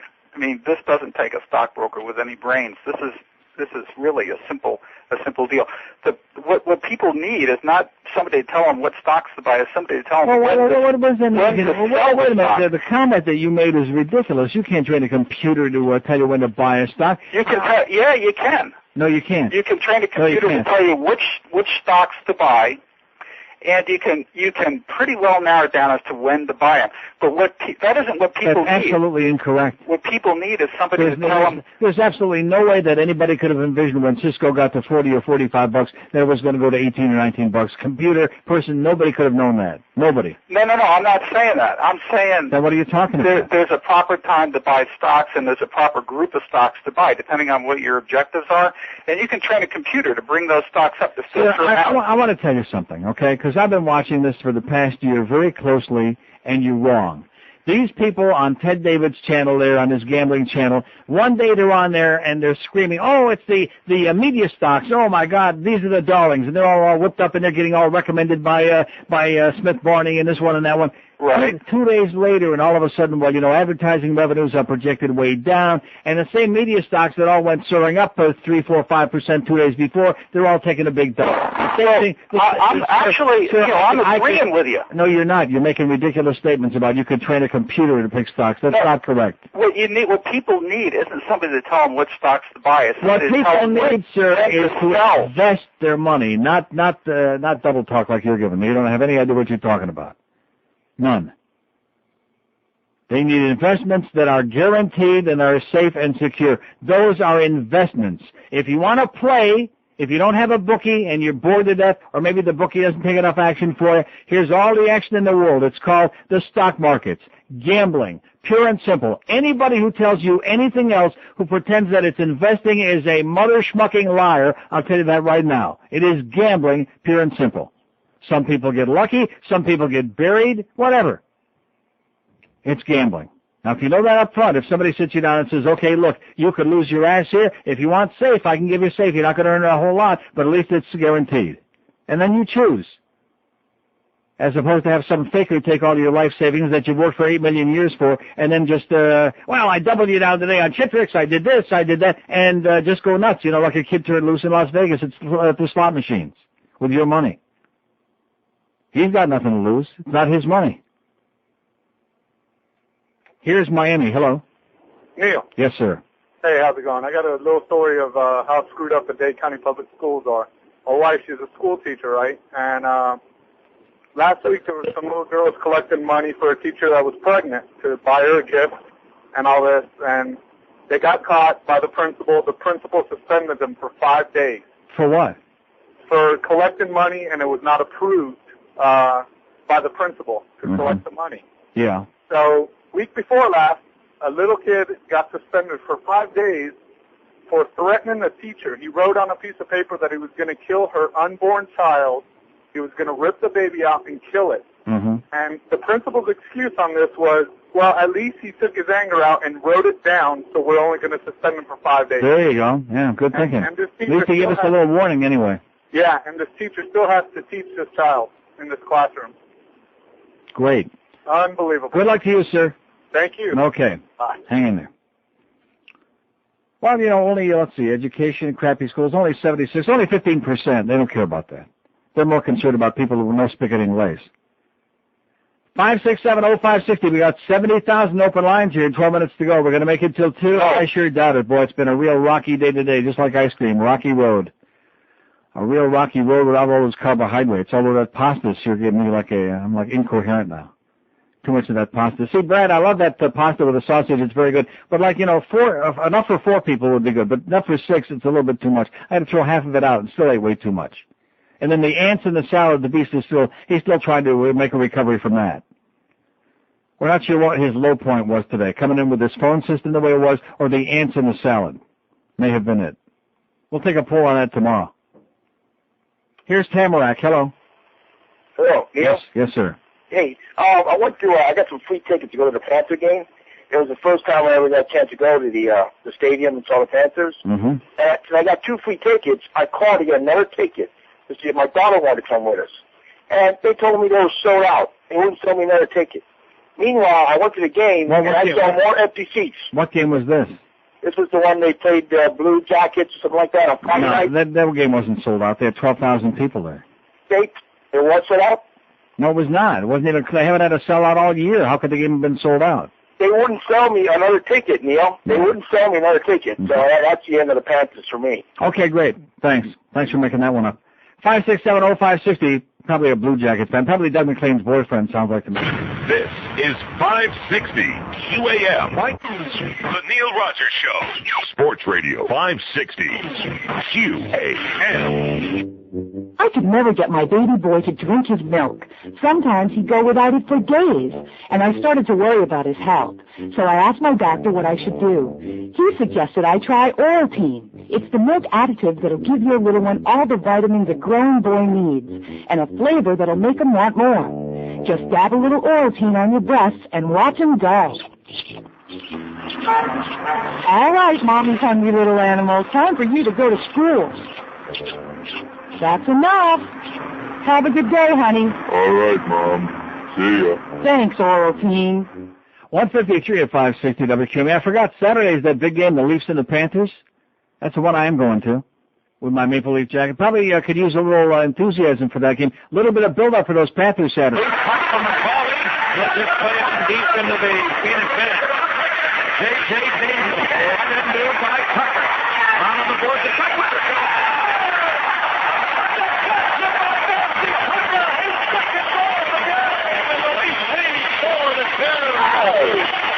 Yeah, it'd be about 8-1, I think, on Saturday. What do you give me a look like that? They came from down 3-0 against Vancouver the other night. Nice going there, Maple Leafs, baby. They actually tied a game, huh? Yeah. We don't worry about winning many games. If we can tie a game, we're pretty excited about that. If we can just get through today and tomorrow and no Eric. That's all I'm hoping for. Please, no Eric. Bye-bye, Eric. Don't go away mad. Just go away, please. Take your bad head and mommy and daddy and all your problems. Go someplace else. St. Louis sounds good. Here's Mobile and Pompano. Hello. Hi, Neil. Yes, sir. About harness racing. Whatever happened to Hervé Filion? 5670560, pound 560. I don't think they let him out yet. Where are we going? Here's Miami. Hello. Hello. Yes, sir. How about the squandered tax dollars over in Kendall? The what? The squandered tax dollars the school board spends in Kendall. What about them? I have no idea what you're talking about. They bought swampland to build a school. Yeah. It's on the Miami Herald, the front page. It is? Yeah. I wouldn't read that paper. It's a communist rag. 5670560, pound 560 on the AT&T and Verizon wireless line. Bunch of commie pinkos over there. That Tom Fiedler, man, he should make it around on CNN lately. They got that old trench coat back out again. Here's Perrine. Hello. Hey, Neil. Yes, sir. You're talking about people going to gamble in the stock market, or stock market? Stock market, yeah. With their life savings. The stock market's for the birds. Governor Jebby and the boys in charge of the Florida retirement pension system for all the state employees have just decided that it's going to be okay for everybody in the retirement system to take a chance and gamble all their money. Sure, that's in the Bush. That's in the Bush songbook, man. That's just like Brother Bush, like our president now. The same thing. Wants you to be able to take all your retirement money, gamble it away in the stock market, your Social Security as much as you want. These are crazy people. And the pressure's coming directly from the people in the business who are going to, the bookies, if you will. Sure, that's right. Bookies. That's a great term. That's what I'm going to start calling all these people on the gambling channel, the bookies, right. The people who wrote the bill go, well, this doesn't really, have any semblance to what I wanted to do with this, but hey, there you go, just another example. When in doubt, plunge your brains out. The rich get richer and the rest of us eat kibble. And the rest of us will do business with Mitch Hurst. Thanks a lot. Bye-bye. Okay. Here's the mobile in Hialeah. Hello. Hey, Neil, how's it going? Okay. I always listen to your show. It was a great show, although I couldn't have late today. I do want to say this. Last year I started the best in the stock market. I'm 29 years old, and what I was thinking is, this started that took me long term. Like everybody else my age, I was thinking long term. Hey, listen, your phone is crapping out, but say hi to Dennis Wilson down there for us, okay? Isn't that funny? We mentioned Dennis earlier, and this guy's right down there at the bottom of the pool with him. Your phone is underwater, sir. I apologize. You obviously had an interesting story there and all that, but your phone, piece of crap. It sure couldn't be a Nokia, could it? Could it be a Nokia? No. No, I hope not. Here's Kendall. Hello. Yeah, hi, Neil. Yes, sir. Enjoy your show. Coming back to Ted and Wall Street and the analyst that you mentioned briefly. Yes. Just let you know that the best record that any analyst has for guessing correct. Guessing, that's good. Let's put it this way. 10 times your guess for stock should go up would be 50%, right? So you should be right 5 out of 10, correct? Mm-hmm. Now, the best analyst on record can do that 5.25 times, which makes me think that all the stochastic and schmochastic charts that these guys are drawing is hocus pocus, Neil. Furthermore, you should be careful, especially when CNBC comes up with a stock that some of these stockbrokers are touting as being the darling of Wall Street. Well, the last darling of Wall Street cost me $12,500. It was a company called Cascade International, and they had a guy on every morning from one of the local brokerage houses in New York, and he touted that stock every day for about 2 months. And right now they're looking for the Hungarian fellow who was supposedly well, he left, I guess. He left with Eva Gabor. He did, and with $50 million. All right.